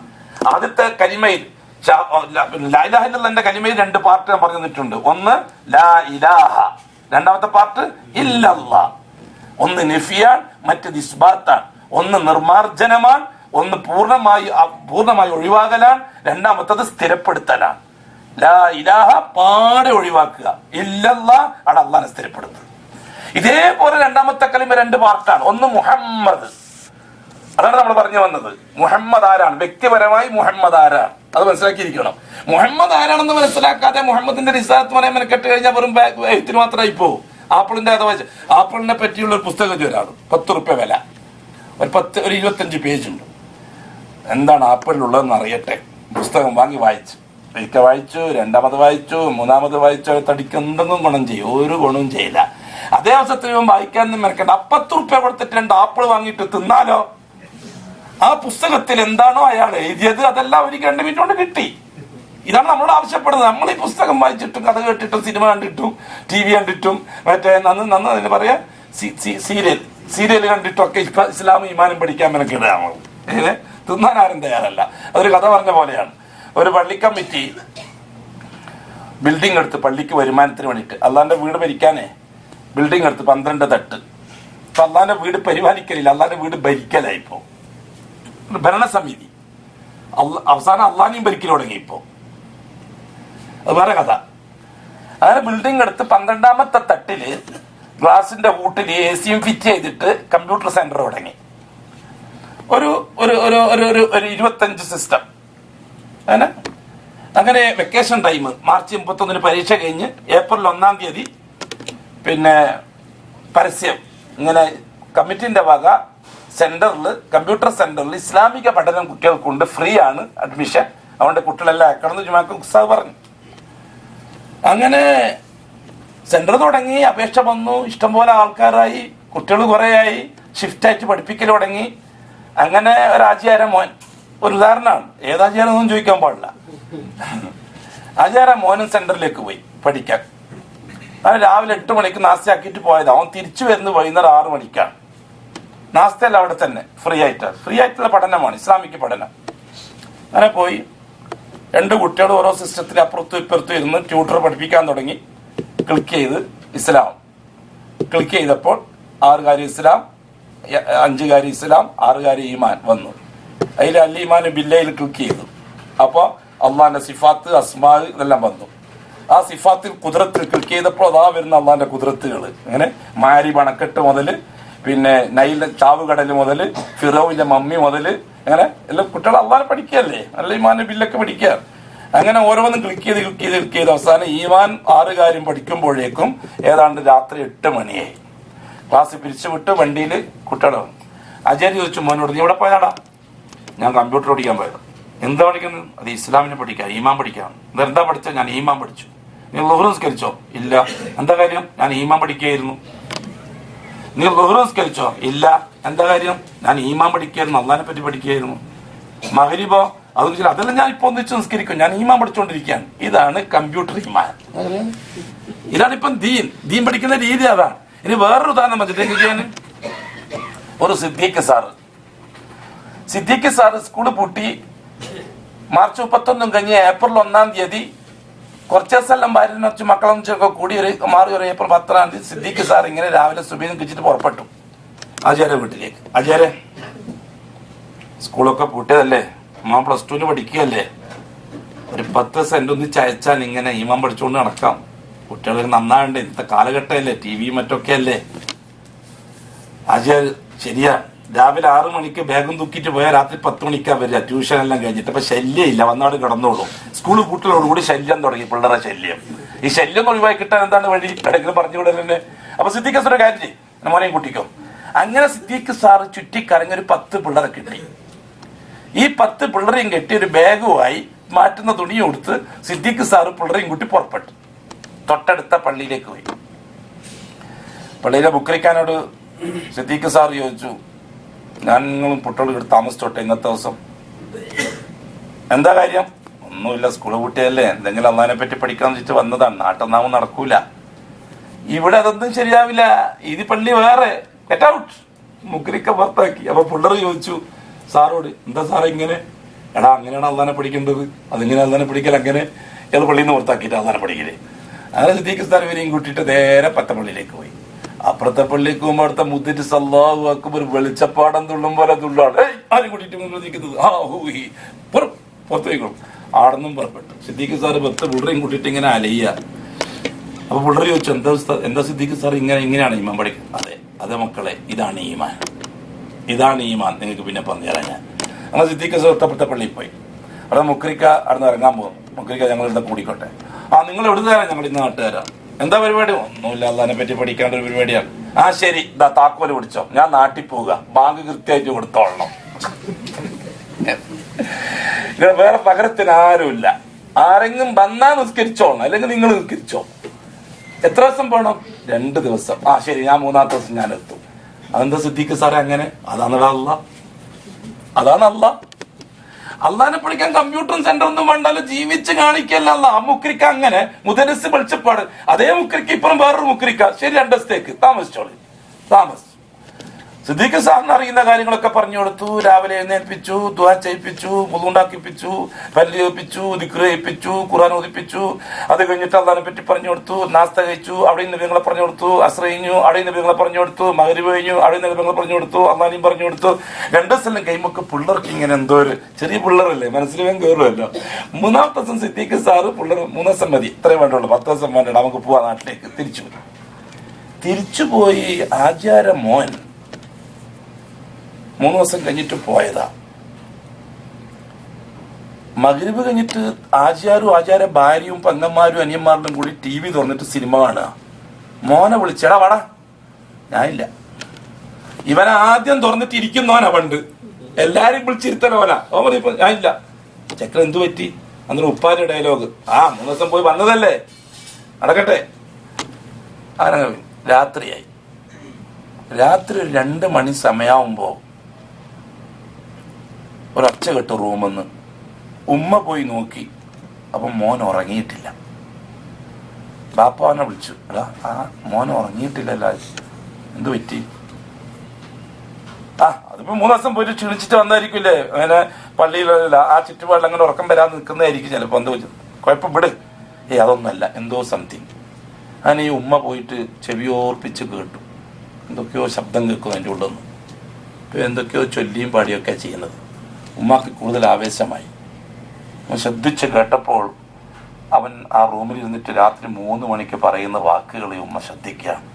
അല്ലാ, എന്റെ ഉമ്മാനോടും ബാപ്പാനോടും കരുണ കാണിക്കണേ അല്ലാ, എന്റെ ഉമ്മാനോടും ബാപ്പാനോടും ദയ കാണിക്കണേ അല്ലാ, എന്റെ ബാപ്പയും ഉമ്മയും നിന്റെ ദീനനുസരിച്ച് ജീവിക്കാൻ തൗഫീഖ് കൊടുക്കണേ അല്ലാ, 5 നേരം നിസ്കരിക്കാൻ അവർക്ക് തൗഫീഖ് കൊടുക്കണേ അല്ലാ, എന്നെ എന്റെ ഉമ്മാനും ഉപ്പാനും സ്വർഗത്തിൽ ഒരുമിച്ച് കൂട്ടണേ അല്ലാ. ഉമ്മ ഇതാ കേൾക്കുന്നത്. ബാപ്പാട് പോയിട്ട് പറഞ്ഞു, ബാപ്പ മോൻ ഇങ്ങനെയൊക്കെ പറയുന്നത് എന്താ വിഷയം? പിറ്റേന്ന് രാവിലെ അവൽ വക്തിൽ ബാങ്ക് കേട്ടപ്പോൾ മോൻ എണീച്ചു, റൂം തുറന്നു. എനിക്ക് ഉമ്മാനും ഉപ്പാനും വിളിക്കണമെന്നുണ്ട്, പക്ഷെ എനിക്ക് സിദ്ദീഖ് സാറ് പഠിപ്പിച്ചിട്ടുണ്ട് മാതാപിതാക്കളുള്ള അതബ്. അവന് വേണ്ട, ഉറങ്ങട്ടെ എൻ്റെ ഉമ്മയും ഉപ്പയും, പോയി വന്നിട്ടാക്കാം. അനുജൻ അപ്പുറത്തെ റൂമിലുണ്ട്, അവനെ വിളിക്കാം. റൂം തുറന്ന് എടാ വാടാ, ബാങ്ക് കൊടുത്തടാ, നമുക്ക് പള്ളിയിൽ പോവാം. അനുജൻ ജീവിതത്തിൽ ആദ്യമായിട്ടാണ് രാവിലെ പള്ളിയിൽ പോകുന്നത്. അഞ്ജലിയും കുട്ടി ഓൻ പള്ളിയിലേക്ക് പോയി. പള്ളിയിൽ പോയിട്ട് പെട്ടെന്ന് തിരിച്ചു വന്നു. അസ്ത ഉദിക്കുന്നതിന് മുമ്പ് ഉമ്മാനും ഉപ്പാനെയും വിളിക്കണം. വേഗം വന്നു. ഉമ്മ സുബീഖ് അള്ളാഹി ഉമ്മ, പെട്ടെന്ന് ഒന്ന് നിസ്കരിക്കും ഉമ്മ, ആഗ്രഹമുണ്ട് ഉമ്മ, അള്ള ഉണ്ട് ഉമ്മ. എന്റെ ബഹുമാനമുള്ള സുഹൃത്തുക്കളെ, ഒരു കമ്പ്യൂട്ടറും വേണ്ട, ഒരു സെന്ററും വേണ്ട, ഒരു CD യും വേണ്ട, ഒരു എന്താ നേരത്തെ പറഞ്ഞത്, ഈ എല്ലപ്പ സിനിമന്റെ പറയുന്നുണ്ടല്ലേ, സീരിയല്. ഒരു സീരിയല് കൊണ്ട് ഒന്നും വേണ്ട, ഒന്ന് കൽപ്പ് തുറക്കാൻ ഏർപ്പാടുണ്ടാക്കി കൊടുത്താൽ മതി. നമ്മൾ ദീനുണ്ടാക്കാൻ മെനക്കുന്നത് ലക്ഷക്കണക്കിന് കോടിക്കണക്കിന് രൂപ ചെലവാക്കിയിട്ട് സെന്റർ പറഞ്ഞിട്ടല്ലേ. എന്ത് നേടി ഉമ്മത്ത്? കോടികൾ തൊലച്ചിട്ട് എന്ത് നേടി ഈ സമുദായം? എന്ത് നേടി? അതേ അവസരത്തിൽ സിമ്പിളായിട്ട് പറഞ്ഞു കൊടുക്കാവുന്നതേ ഉള്ളൂ. ആദ്യം അള്ളാഹുവിനെ പറ്റി പറഞ്ഞ് മനസ്സിൽ കയറ്റി കൊടുക്കുകയും, അത് കഴിഞ്ഞിട്ട് മുഹമ്മദ് ഈ റിസാലത്തിന് മുമ്പ് മുഹമ്മദിന്റെ ശഖ്സിയത്ത് പഠിപ്പിച്ചു കൊടുക്കുകയും, വ്യക്തിത്വം അഷ്റഫുൽ ഖൽഖിന്റെ. അത് കഴിഞ്ഞിട്ട് അഷ്റഫുൽ ഖൽഖിന്റെ റിസാലത്ത് പഠിപ്പിച്ചു കൊടുക്കുകയും മതി. അതനുസരിച്ച് ജീവിക്കാനുള്ള സാഹചര്യം ഉണ്ടാക്കി കൊടുത്താൽ മതി മക്കൾക്ക്. അവരാ വഴിക്ക് സഞ്ചരിച്ചോളൂ. ആ മക്കളെ കയ്യിൽ നാളെ ബാപ്പാന്റെ മയ്യത്ത് കിട്ടിയാൽ ഇൻഷാ അല്ലാഹ് മയ്യത്ത് രാജകീയമായിട്ട് പോകും അള്ളാഹുവിന്റെ അടുക്കിലേക്ക്. ആ മക്കളെ കയ്യിൽ കിട്ടിയാൽ. അതേസരം വേറൊരു മക്കളുണ്ട്, ഉദാഹരണം പറഞ്ഞാൽ തീരൂല. വേറെ ഉദാഹരണം ഞാൻ നാളെ പറഞ്ഞല്ലേ, ചെറു ആചാരം 4 മക്കളും വേറെ മക്കളാണ്.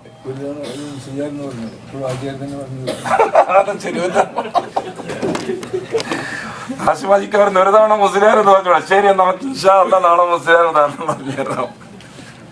അത് കറക്റ്റാണ് പെരുമാറുന്നത്, ശരിയാണത്. ഞാൻ വായിന്റെ മേലെ അത്തഫായിട്ട് ഇങ്ങനെ വന്നത് മാത്രമേ ഉള്ളൂ. അങ്ങനെ ശരിയാണ്. പറഞ്ഞു വന്ന എന്റെ പ്രിയപ്പെട്ട സഹോദരന്മാരെ, സഹോദരിമാരെ, റസൂലുള്ളാഹി സ്വല്ലല്ലാഹു അലൈഹി വസല്ലമ തങ്ങളെ ആ മുഹമ്മദ് നബിക്കാണ് 40-ാമത്തെ വയസ്സിൽ അല്ലാഹു തആല റിസാലത്ത് കൊടുത്തത്. ആ റിസാലത്തിന്റെ ഷഹാദത്താണ് അല്ലാഹു നമ്മളോട് ആവശ്യപ്പെട്ടത്. 2 ഷഹാദത്ത്, അഷ്ഹദു അല്ലാ ഇലാഹ ഇല്ലല്ലാഹ് വ അഷ്ഹദു അന്ന മുഹമ്മദൻ റസൂലുള്ളാഹ്. മുഹമ്മദ് അല്ലാഹുവിന്റെ റസൂലാണ്, അതിന് ഞാൻ സാക്ഷിയാണ്. എന്താണ് തെളിവ്? നീ സാക്ഷിയാണെന്നതിന് തെളിവെന്താ? ഇപ്പൊ ഞാനിപ്പോ ഓരോരാളെയും വിളിച്ചു ചോദിക്കാം, നിങ്ങൾ കലിമ പറഞ്ഞ ആളല്ലേ? അതെ. നിങ്ങൾ എന്നെയും വിളിച്ചു ചോദിക്കാം, മുലാരെ നിങ്ങൾ കലിമ പറഞ്ഞ ആളല്ലേ? നിങ്ങൾ കലിമ പറഞ്ഞ എന്താണ് തെളിവ്? നിങ്ങൾ അഷ്ഹദു അല്ലാ ഇലാഹ ഇല്ലല്ലാഹ് പറഞ്ഞ ആളല്ലേ? അതെ. എന്നിട്ട് നിങ്ങൾ എത്ര മരിച്ചാളെ വിളിച്ചു? നിങ്ങൾ എന്തെല്ലാം പരിപാടി നടത്തി ഇവിടെ? നിങ്ങൾ എന്തെല്ലാം ആൾക്കാർക്ക് വേണ്ടിയിട്ട് ഇവിടെ എന്തെല്ലാം പരിപാടി ഒപ്പിച്ചു? നിങ്ങൾ പിന്നെ ഷഹാദത്തിന് എന്താ അർത്ഥം? ഞാൻ നിങ്ങളോട് ചോദിക്കും, നിങ്ങൾ അതൊക്കെ ഷഹാദത്ത് പറഞ്ഞവരല്ലേ? അതെ. എന്നിട്ട് നിങ്ങൾ അല്ലാഹു അല്ലാത്ത ആരെയൊക്കെ മനസ്സിൽ വെച്ച് നടക്കുന്നു ഇപ്പൊ?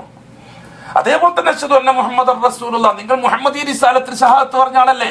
ഞാൻ അഷ്ഹദു അന്ന മുഹമ്മദൻ റസൂലുള്ളാഹ്, മുഹമ്മദ് അല്ലാഹുവിന്റെ റസൂലാണ്. തെളിവ് മുഹമ്മദുർ റസൂലുള്ളാഹ് വല്ലദീന ആമനൂ വല്ലദീന മഅഹു അശിദ്ദാഉ അലൽ കുഫാർ റുഹമാഉ ബൈനഹും. ഖുർആനിലെ നസ്സാണ് മുഹമ്മദ് അല്ലാഹുവിന്റെ റസൂലാണ് എന്നതിൽ. മുഹമ്മദ് അല്ലാഹുവിന്റെ റസൂലാണ് എന്നതിന് ഖുർആന്റെ തെളിവാണ് മുഹമ്മദുൻ റസൂലുള്ളാഹ്. അല്ലാഹു തആല പറഞ്ഞ ഖുർആൻ ശരീഫ്. ആ റിസാലത്ത് അംഗീകരിച്ചവനാണ് ഞാൻ. ആ റിസാലത്ത് അംഗീകരിച്ചതിന് തെളിവെന്താ? നീ മുഹമ്മദ് ഈ റിസാലത്ത് അംഗീകരിച്ചതിന് തെളിവെന്താ? ആ മുഹമ്മദ് ഈ റിസാലത്ത് അംഗീകരിച്ചതിന് 4 തെളിവ് നീ ഹാജരാക്കണം. ഒന്നാമത്തെ തെളിവെന്താ? ഞാൻ മുഹമ്മദ് അല്ലാഹുവിന്റെ റസൂലാണെന്ന് ഷാഹിദാണ്. അതുകൊണ്ട് ഇംതിസാലു അവാമിരിഹി വ ഇജ്തിനാബു നവാഹി. ആ മുഹമ്മദ് എന്ത് കൽപ്പിച്ചോ അത് ഞാൻ ചെയ്തിരിക്കും, എന്ത് നിരോധിച്ചോ അത് ഞാൻ ഒഴിവാക്കിയിരിക്കും. അഥവാ ചെയ്യുന്നില്ലെങ്കിൽ നീ ഷഹാദത്തിൽ കളങ്കം ചേർത്തവനാണ്. അഥവാ ചെയ്യുന്നില്ലെങ്കിൽ ഷഹാദത്തിൽ വഞ്ചന കാണിച്ചവനാണ്, ഖിയാനത്ത് കാണിച്ചവനാണ്. കാരണം അഷ്ഹദു അന്ന മുഹമ്മദർ റസൂലുള്ളാഹ്, മുഹമ്മദ് അല്ലാഹുവിന്റെ റസൂലാണെന്നതിന് ഞാൻ സാക്ഷിയാണ്. എന്റെ സാക്ഷിത്വത്തിന് തെളിവെന്താ? ആ മുഹമ്മദ് എന്താണോ പറഞ്ഞത് അത് ഞാൻ സ്വീകരിക്കുള്ളൂ, ആ മുഹമ്മദ് എന്താണോ നിരോധിച്ചത് അത് ഞാൻ ഒഴിവാക്കുള്ളൂ. രണ്ടാമത്തെ വിഷയം അത്തസ്ദീഖു ബിമാ അഖ്ബർ. അത്തസ്ദീഖു ബിമാ അഖ്ബർ. ആ മുഹമ്മദ് എന്താണോ എനിക്ക് വർത്തമാനമായിട്ട് പറഞ്ഞു തന്നിരിക്കുന്നത്, എന്ത് സംഭവമാണോ എനിക്ക് പറഞ്ഞു തന്നിരിക്കുന്നത്, അത് അപ്പടി ഞാൻ അംഗീകരിക്കും. എനിക്ക് അപ്പുറം ഇപ്പുറം ചിന്തിക്കുന്ന പ്രശ്നമില്ല. അത് ഞാൻ സയൻസിന് വിട്ടുകൊടുക്കൂല, അത് ഞാൻ ബുദ്ധിജീവികൾക്ക് വിട്ടുകൊടുക്കൂല, അത് ഞാൻ ഗവേഷണം ചെയ്യാൻ തയ്യാറാവൂല, അത് ഞാൻ റിസർച്ച് ചെയ്യാൻ തയ്യാറാവൂല, അത് ഞാൻ വേറെ ഒരു വഴിക്കും വിട്ടുകൊടുക്കൂല. എന്റെ മുഹമ്മദ് പറഞ്ഞു എന്ന് തെളിവ് കിട്ടിയാൽ അത് ഞാൻ സാധിക്കും. എന്തുകൊണ്ട്? അഷ്ഹദു അന്ന മുഹമ്മദൻ റസൂലുള്ളാഹ്. ആ മുഹമ്മദ് അല്ലാഹുവിന്റെ റസൂലാണെന്ന് ഞാൻ സാക്ഷി പറഞ്ഞു. എനിക്ക് വേറെ വിഷയമില്ല ഇനി.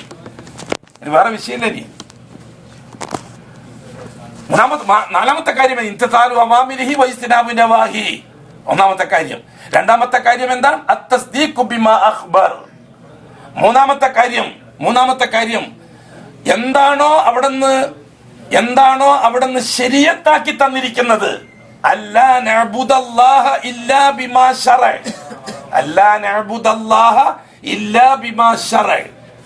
ആ പ്രവാചകൻ ശരീഅത്തിൽ ഉൾക്കൊള്ളിക്കുകയും റിസാലത്തിന്റെ കയ്യൊപ്പോടുകൂടി പാസ്സാക്കി തരികയും ചെയ്തത് മാത്രമേ ഇബാദത്തായിട്ട് ഞാൻ പരിഗണിക്കുകയുള്ളൂ. വേറൊന്നും ഞാൻ ഇബാദത്തായിട്ട് പരിഗണിക്കുകയില്ല. ഞാൻ എന്ത് ചെയ്യണമെങ്കിലും അതിന് ശരീഅത്തിന്റെ കയ്യൊപ്പ് വേണം, റിസാലത്തിന്റെ കയ്യൊപ്പ് വേണം. റിസാലത്തിന്റെ കയ്യൊപ്പില്ലാത്തൊരു വിഷയം ശരീഅത്തിൽ വന്നാൽ ഞാൻ പ്രതികരിക്കും. ഓർക്കുന്നുണ്ടല്ലോ, 1980-കളിൽ നമ്മൾ ശരീഅത്തിനെതിരായിട്ട് യുദ്ധം ചെയ്തവരല്ലേ ഇന്ത്യക്കാരായ നമ്മൾ. ശരീഅത്ത് സംവാദം ഓർക്കുന്നുണ്ടോ? ചാബാനു കേസുമായിട്ട് ബന്ധപ്പെട്ട ശരീഅത്ത് സംവാദം. ആ സംവാദത്തിൽ ജഡ്ജിന്റെ പ്രഖ്യാപനം ശരീഅത്ത് വിരുദ്ധമായപ്പോൾ നമ്മൾ അടങ്ങിയിരുന്നോ? എന്തേ മറ്റു കാര്യത്തിലും നമ്മുടെ ശരീഅത്ത് പാലിക്കാത്തത്? അങ്ങനെ ശരീഅത്തിന്റെ ഉവ്വത്തിന്റെ കയ്യൊപ്പില്ലാത്ത പല കാര്യങ്ങളും ശരീഅത്തിന്റെ പേരിൽ നമ്മൾ നടത്തിക്കൊണ്ടിരിക്കുകയല്ല കാലാകാലം. എന്താ നമുക്ക് ആ വികാരം വരാത്തത്? ഷഹാദത്തിന്റെ പേരിലാവണം എല്ലാ വിഷയങ്ങളും. മുഹമ്മദുർ റസൂലുള്ളാഹ്, ഞാൻ അള്ളാഹുവിന്റെ റസൂല്, മുഹമ്മദ് അള്ളാന്റെ റസൂലാണ് എന്ന് ഷഹാദത്ത് പറഞ്ഞവനാണ്. അതുകൊണ്ട് തന്നെ ഈ വിഷയത്തിൽ ഞാൻ റസൂല് എന്ന പരിഗണനയോടെ ആ മുഹമ്മദ് മുസ്തഫയെ അനുസരിക്കുന്നവനാണ് ഞാൻ. ഇപ്പോഴാണ് ദീൻ പൂർത്തിയാകുന്നത്. അഷ്ഹദു അല്ലാ ഇലാഹ ഇല്ലല്ലാഹ് വഅഷ്ഹദു അന്ന മുഹമ്മദൻ റസൂലുള്ളാഹ്. ആ റിസാലത്തിന്റെ പേരിൽ വേണം നമ്മൾ നമ്മുടെ മുന്നോട്ടുള്ള നീക്കം. 2 ദിവസം കഴിഞ്ഞാൽ നമ്മൾ ഇൻഷാ അല്ലാഹ് മദീന മുനവ്വറയിലേക്ക് യാത്രയാണ്. മദീന മുനവ്വറയിൽ എത്തുന്നതിന് മുമ്പായി നമ്മുടെ ഷഹാദത്ത് തഹ്ഖീഖ് ചെയ്യണം. നമ്മുടെ ഷഹാദത്ത് തഹ്ഖീഖ് ചെയ്യണം. അള്ളാഹുവിന്റെ ലാ ഇലാഹ ഇല്ലല്ലാഹിലുള്ള ഷഹാദത്തും തഹ്ഖീഖാവണം. മുഹമ്മദുർ റസൂലുള്ളാഹിയുടെ ഷഹാദത്തും തഹ്ഖീഖ് ചെയ്യണം. അഷ്റഫുൽ ഖൽഖിന്റെ ഹദ്റത്തിൽ എത്തുന്നതിന് മുമ്പായി, മസ്ജിദുൻ നബവിയിൽ എത്തുന്നതിന് മുമ്പായി, 2 റക്അത്ത് നിസ്കരിക്കുന്നതിന് മുമ്പായി, ഉടമസ്ഥനായ റബ്ബുൽ ഇസ്സത്തിന്റെ അനുവാദത്തോടെ ആ അഷ്റഫുൽ ഖൽഖിന്റെ നാട്ടിൽ ചെന്ന്, ആ പരിശുദ്ധമായ ഭവനത്തിൽ ചെന്ന് ഇനി അങ്ങോട്ട് ഞാൻ എന്താവണം എന്ന് തീരുമാനിക്കാൻ നമുക്ക് കഴിയണം. മസ്ജിദുൻ നബവിയിൽ വെച്ച് സാധിക്കുമല്ലോ ഇൻഷാ അല്ലാഹ്. അള്ളാഹു എന്നെ നിങ്ങളെ സഹായിക്കട്ടെ. അള്ളാഹു ഇൽമിൽ ബറക്കത്തും അമലിന് തൗഫീഖും തന്നെ അനുഗ്രഹിക്കട്ടെ. അള്ളാഹു പ്രകാശിക്കുന്ന ഈമാൻ നസീബാക്കി തരട്ടെ. ഏറ്റവും നല്ല പ്രകാശിക്കുന്ന അവസ്ഥ മരിക്കുന്ന നേരത്താക്കി തരട്ടെ. നമ്മുടെ രോഗികൾ, ക്യാൻസർ രോഗികൾ, കിഡ്നി രോഗികൾ, ഹാർട്ട് രോഗികൾ, ട്യൂമർ രോഗികൾ, മാനസിക രോഗികൾ, അപസ്മാര രോഗികൾ, പേരറിയുന്നതും അറിയാത്തതുമായ അകവും പുറവുമുള്ള സകല രോഗങ്ങളും, അങ്ങനെ രോഗങ്ങളെ കൊണ്ട് പാടുപെടുന്ന പലരും ഉണ്ട്. പലരും വേദനകൾ തിന്നുകയാണ്. അള്ളാഹു അവന്റെ ഖുദ്റത്ത് കൊണ്ട് ശിഫയാക്കി കൊടുക്കട്ടെ. അള്ളാഹു നമുക്ക് ഒരു രോഗവും വരാതെ കാക്കുകയും നമുക്ക് അള്ളാഹ് തന്ന ആഫിയത്ത് ഒരു പോറലും ഏൽക്കാതെ മരിക്കുന്നവരെ അള്ളാഹു നിലനിർത്തി തരികയും ചെയ്യട്ടെ. അഖൂലു ഖൗലി ഹാദാ والله أعلم وأستغفر الله العظيم. سبحانك اللهم وبحمدك أشهد أن لا إله إلا أنت أستغفرك وأتوب إليك. اللهم صل على محمد وعلى آل محمد كما صليت على إبراهيم وعلى آل إبراهيم وبارك على محمد وعلى آل محمد كما باركت على إبراهيم وعلى آل إبراهيم في العالمين إنك حميد مجيد. سبحان ربك رب العزة عما يصفون وسلام على المرسلين والحمد لله رب العالمين والسلام عليكم ورحمة الله تعالى وبركاته.